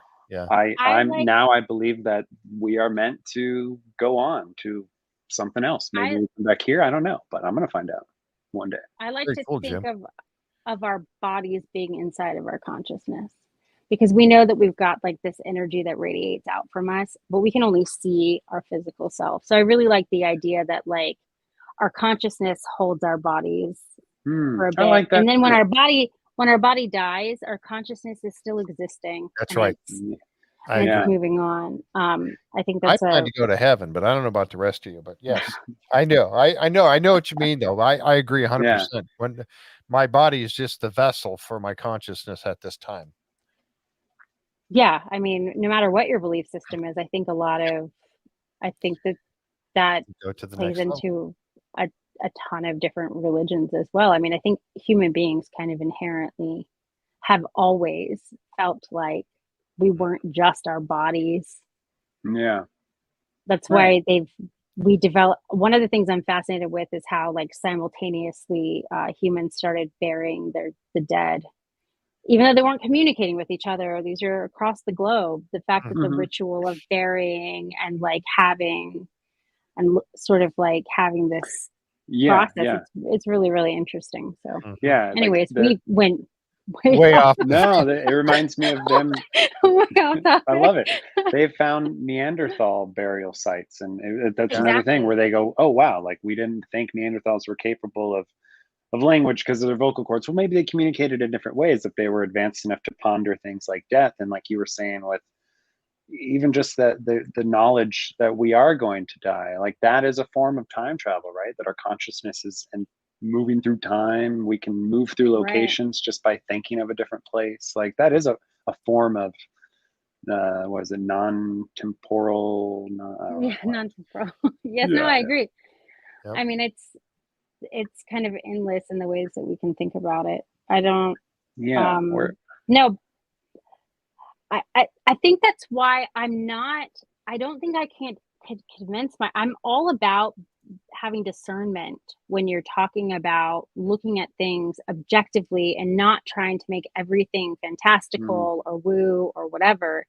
Yeah. But to say that like it's an impossibility that some of this stuff is happening doesn't actually make sense when you're talking about the advancements that we've made, and you couple that with just historically human experience and religions and folk stories and all of this stuff. So it makes sense to me that we would have developed technology at this point that could help all this other stuff catch up to it and finally find a marriage between the two, because human beings as biosensors have always felt that there were things around us. We've always, like there's been ghost stories and all of this stuff forever. And now our technology is finally caught up to us. So to think that we might be able to start seeing some of it is not outlandish. Is creating this AI, this merging of human and technology, is this part of our coding, like as a human, is this part of humanity's purpose to create this? And we don't know what we're doing it for, but like something happening for a reason. It's supposed to happen. Or is there some sort of advanced, is there an advanced AI hidden in was buried in the ranch that was created long, long ago that is guiding us towards these things so we can create its new body to put itself into? I think everybody that's here that and we're creating our new overlord. No, that's here that watches the show, that has an interest in it, the team, all of that stuff. We're all naturally inclined to be interested in these things. Right. Yeah. And I think so. And I think that that's, again, like, it doesn't seem crazy that they would be seeing stuff on the ranch because they're looking for it, and they're looking for it with the advancement of technology, like $35,000 military grade night goggles after shooting rockets, right? Like, we're finally able to do this stuff when we sense things. So I don't know. Yep. It did wrap all the way back around to the ranch. It just had to take a long journey to get there. Everything always leads back to the ranch. Yes, you got back to the ranch at the end with the anomaly. We did. I did want to show this little clip here because I captured the clips of the actual UAP that they saw. And this is one of those times where I'm going to, and I said it earlier, this is one of those times where I have to say that being on the ranch, I don't have the benefit of being on the ranch when I'm making these observations. Now, they were there, they saw this, but I'm going to add my my 2 cents in this and say that based upon what I'm seeing here, I'm going to give you my opinion, but I'm going to play this. This is a video and it's showing the same clip. They zoom in on it, but this is the actual UAP that they saw, that they said came out of the ranch. There it is, shows up, and it flies, right there. Here it is again. And they said it came out of the ranch. Now, one more. I have to break them up like that because I'm only allowed 9 seconds of these. Okay. Now, I'm going to stop this for a second because this is why I'm going to bring this up because, and again, I say this without having the benefit of Eric's cameras and Eric's software and all of this stuff, and I'm going on what we have here. And I'm going to disagree with the guys, and only because they said, well, it's coming out of the mesa. I have a feeling that it's not coming out of the mesa, but again, it's based upon all I have is this. I don't think it's coming out of the mesa. I think it's coming out of the anomaly over the triangle. And I'll tell you why I say that. Now, I'm going to back this up a little bit and make sure I get to the right one. Okay. Now, as this thing is appearing, and again, if I can keep my mouse from being too crazy here, you see these marks on the ground. You got this one, this one, this one, this one, and then these over here. Now, and you see the UAP is showing up right there. Okay. Watch those marks on the ground and watch the UAP. Now it's just coming into existence right here from nothing. But I want you to watch this as I roll it. I think the UAP has come out of the anomaly and is stationary. If you go back to what Cameron had said about how he thought, oh, maybe it's me moving at 40 knots and that is stationary. That's what made me take a second look at this. I think this thing is stationary. It's coming into existence from wherever it was at the anomaly, which is right there's the triangle. And they are simply flying past it. Okay, here we go. Look at the orientation on the ground. That thing is not moving. Yeah, and their ability to helicopter that's moving. If it was moving, I mean, based on what we've seen when they are moving, you only see it for, right. If you catch it at all. Right. But the fact that they're able to catch it for that many frames, and like you said, as soon as you started saying that it's not moving, I see what you're saying. I think you're onto something. If the helicopter is moving towards it and it's moving towards the helicopter, it's going to be gone, like you said, so fast. Yeah, that is a stationary orb that they are It looks passing, to at me least like from a this stationary object, angle. and they're flying past it. Yeah. That is another one that I'd really like to see the other camera angles Yeah, on. here it is Yeah. again. Look at that. It Yeah, looks like and it's stationary. like you said, using those points on the ground, it's not moving. It doesn't look like it's moving to me. If it is, it's moving very slowly. There's one more here, right? Yeah. And look how they're closing in on it, and it doesn't look like it's moving. It's still in that same general area. I think it manifested out of the anomaly that they've been trying to find rather than coming out of the mesa. It definitely went into those I think lights. the one that went down also went in that same area. I think it did. And I was looking for my clip of that. I think it went into that same area. It's their perspective that's different. Mm-hmm. So I did a layout on my iPad of the thing from last week over where it actually is on the ranch. I think the wormhole like thing is. Will you put the thing back up? Would you mind? Which one? Which thing am I putting up? The one, maybe just like a still of the video you just had. So Shannon, are you talking about where the LiDAR eye was? Yeah, That's I'm just right where curious this how thing is. close. I'm curious You're how right. close it is to it because I have it. I think it's right there. Very close to the. It is very close to the triangle. Huh. I wonder if it's so in the image that I have that's over top. It looks like the black part would be at the close to the bottom tip of the triangle, sort of where your mouse was just then. Yeah. So you're the black area. Yeah, like right here? Yeah, the black area is down there. Mm-hmm. Which is what I called it. When you flip the triangle over, it looked like the eye on top of the all-seeing eye on top of the triangle. And the width out is pretty. I mean, it's pretty far. Right. So it's interesting that you're saying that it's coming up right there too. Mm-hmm. As the helicopter moves, I wonder if, I mean, it's forced perspective, right? So we're seeing it from this camera angle, but it could have just come right out of the top of it, or the bottom. I guess the top or the bottom of it, right? Yep. It's exactly where it is. It's the exact same area. It is. It's coming out right there where the anomaly is. And again, I'm just, it's from watching this over and over and over again. I'm like, that thing doesn't like Jim said, if it's moving very slowly. Yeah. And Well, it looks like you keep saying, once you take in the sum total of all the different things going on, if you consider what Cameron said about, I think they were stationary and I was moving past them.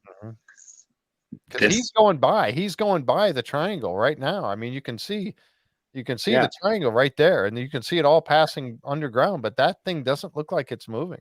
And this was before they put on the night vision, right? So they didn't see this in the moment. They weren't aware of it.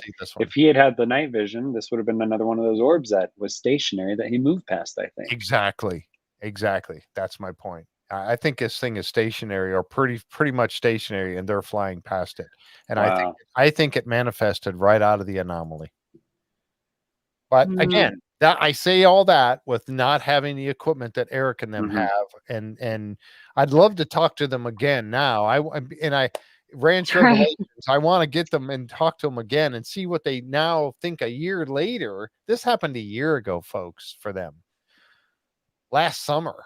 So I would like to see what they think about this now. But it looks to me like it's coming out of the anomaly, that it is truly some sort of a portal, and that thing is coming out of the portal. And I think the one where it looked like it went in, I think it went into that same spot just because of their perspective of where the helicopter was at the time. It looks like it's back over the mesa, when in fact, I think it's going into the anomaly. I'm a big fan of the portal theory, so I'm all about it. I think it is. I think it's a portal. I do too. And I need that EMF detector so I can go find more of them. What are you going to do with them, Jeff, if you find more of them? I got to call the troop. I got to call you guys. I'm going to call you, Robert, and Mike, and Seth, and Jim. From the portal. And I'm going to say, come on, you got to meet me. We're in Nebraska, and I found one. And we show up and you're gone because you've been taken. And I got taken into the portal, and I was but I'll leave something behind. I'll carve something on a rock. It was here. I think this is a great plan. I'll set up a fantastic plan. Right. I'll set up rocks in a spiral on the ground, and you guys will. Hey, there you go. Future scientists will study your markings, and people say, "See, this was a warning. There's some sort of portal here." To tell us here. Yeah. Don't enter into the portal. There's no oxygen on the other side. I love this. Did you ever see that? I know we're out of time, but did you ever see that there was a show on was it Netflix or Amazon? It was on Amazon, and it was the guy from the car insurance commercials. Him and his wife, and they had this underground. They went down in the ground in the shed. They went underground in the shed, and they went to this. They thought it was just a viewing room of another world, and they were afraid to go out the door into it because they knew it was another world. It wasn't Earth, but they went down into this thing. It was a show. It only went one season on Netflix. I've never heard of it. Oh my gosh. Look it up. Anybody out there know what the name of that show is? I can't think of the name of it, but it's the guy from the their insurance commercials where he's, we've seen that, we cover that or whatever. It's that same guy, and it's Dark Skies. I think that's it. Oh, Dark Skies. I think it's called Dark Skies. I've heard of that, but I didn't know that was. It's really a cool show. But they've got this thing in their basement or in the bottom of a shed. They go down, they open the trap door, they go down the stairs, and they go and they sit in this view. They set up recliners there and everything, and they're looking out this big portal window of this room at another planet, but they're afraid there's a door and they're afraid to go out. I mean, because they are afraid what's on the other side, and they finally do go out and they can breathe, they can live on the other side, so and they can come back in the door. Is that a Bryce Sable production? Dark Skies, is it? I'll have to go look, Bree Jones. If it is, that's crazy. Go ahead. Sorry. No, I was going to say, you talking about a door reminded me of like Being John Malkovich, where there's a door into someone else's consciousness.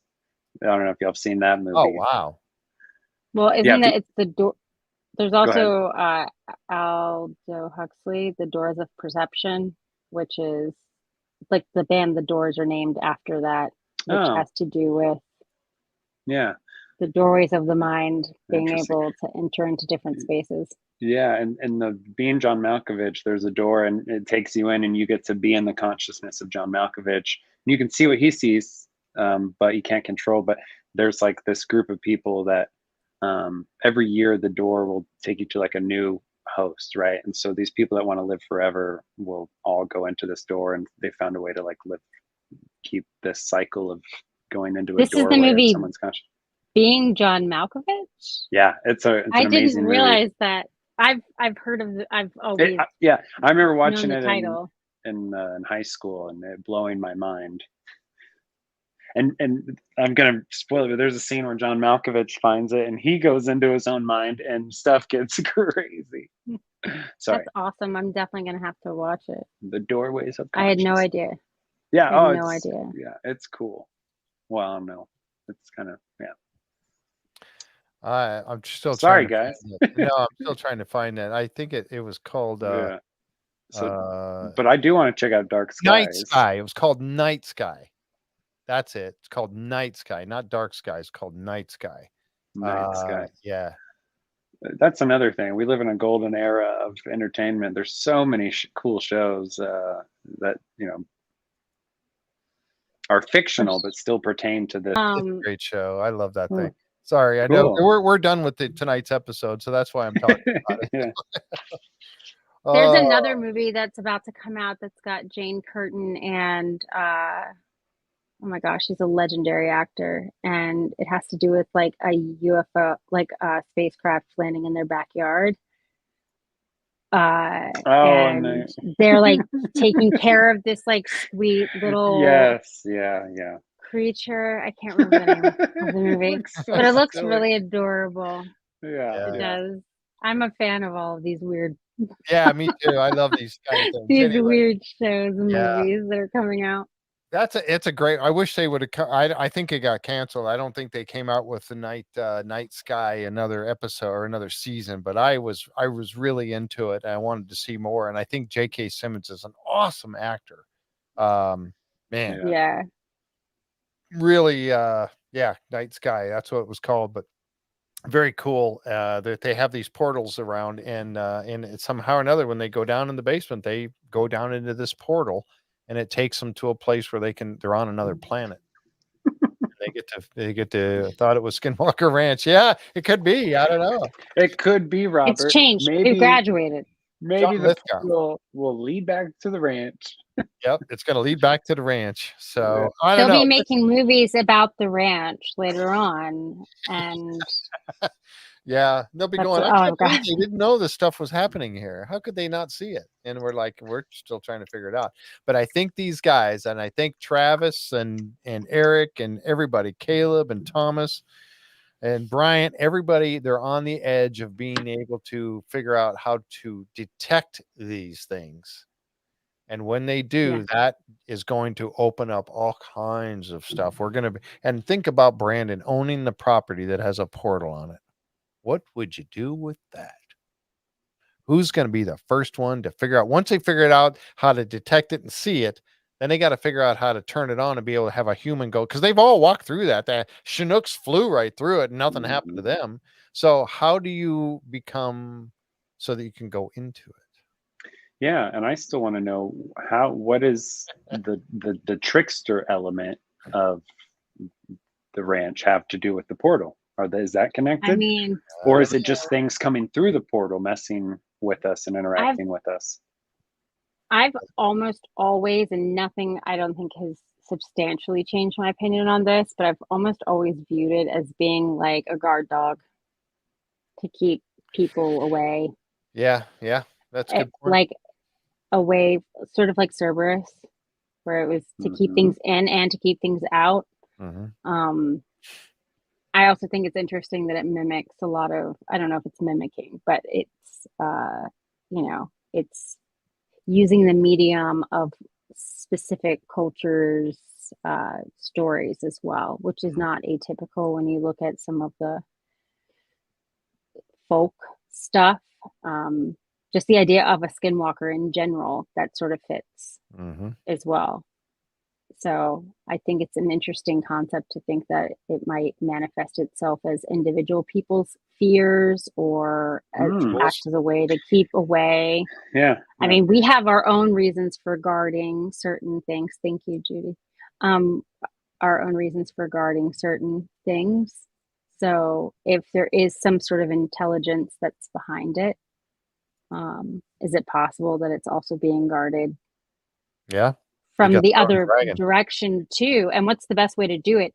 Fear is a huge motivator to deter people. How else would you deter a being that you can't communicate with? It's almost like an animal who can't actually fight or maybe doesn't want to engage. They can make themselves look really big or scary and scare a predator away, even if they're not necessarily a predator.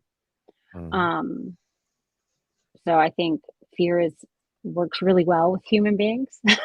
I don't know. Yeah. Jen said, what if it's guarding something from the other side coming through to our side rather than guarding? I think maybe both.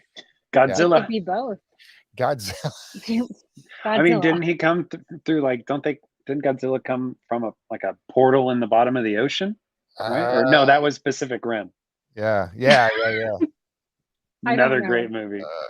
Well, yeah, there's this huge portal that opened up in somewhere in deep in the Andreas Fault, and these big monsters come out, which that's a big fear of mine. That is specifically the San Andreas Fault opening up and monsters coming out? Just deep, whatever lies deep in our oceans is terrifying. I think megalodons exist. I think scary. Atlanteans. Yeah. Y'all don't want to know the crazy things that I think go on in our oceans. Well, lots of things, I'm sure. Yeah, exactly. Wow. Well, I tell you what, this was another great episode, and always fun. Yeah, it is. And I probably should end the podcast because we're well after 2 hours now. But Sorry, guys. hanging out and talking. Hey, Yeah. you know what? You guys were talking about the fact that you were going to do on the Insiders Discord channel. You're going to do a thing for watching the hearings on Wednesday. There's going to be they're going to be doing B. Jones had The mentioned it. UAP hearings. Yeah, the the UAP hearings 26 that are happening. you're going to have a watch party for it, and I'd like to I'll definitely be around for that. So I want to talk to everybody when that's happening. So but I wanted to see if there was a way we could maybe share something with a podcast during that too. We'll see. We'll talk about it and see what's going on because yeah, the hearing watch party, as B. Jones is saying. So that's going to be interesting. I don't go ahead. I've talked to my husband about it because we're so close to DC and I know some people that are going. I'm like, should we go? Should we try to go in person? But I don't think we're going to. Oh, wow. Okay. But I can't believe that I'm not, to be honest with you. Like, it's so close. I imagine it's going to be crazy at this point, though. There's been so much press for it.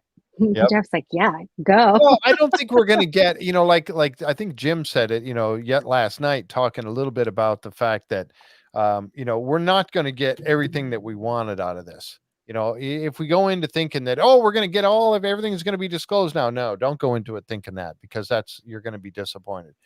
But I think this is a good first step in the right direction or a second step in the right direction. Yeah, everybody's telling you to go, Shannon. A step in the right direction. Doesn't matter how big or small. Look, everybody's saying it. Go. Okay.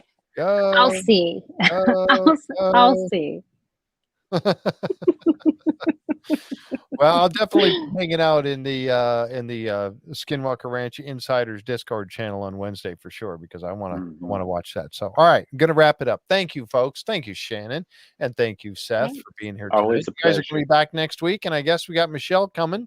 Michelle Stratton's going to join us next week for the show, right, Michelle? If she's still here, calling her out. Yes, I don't know if she's still here, but did it to herself. She said something about next. Michelle said, "Oh." So yeah. So anyway, we're going to have her on with us next Friday night.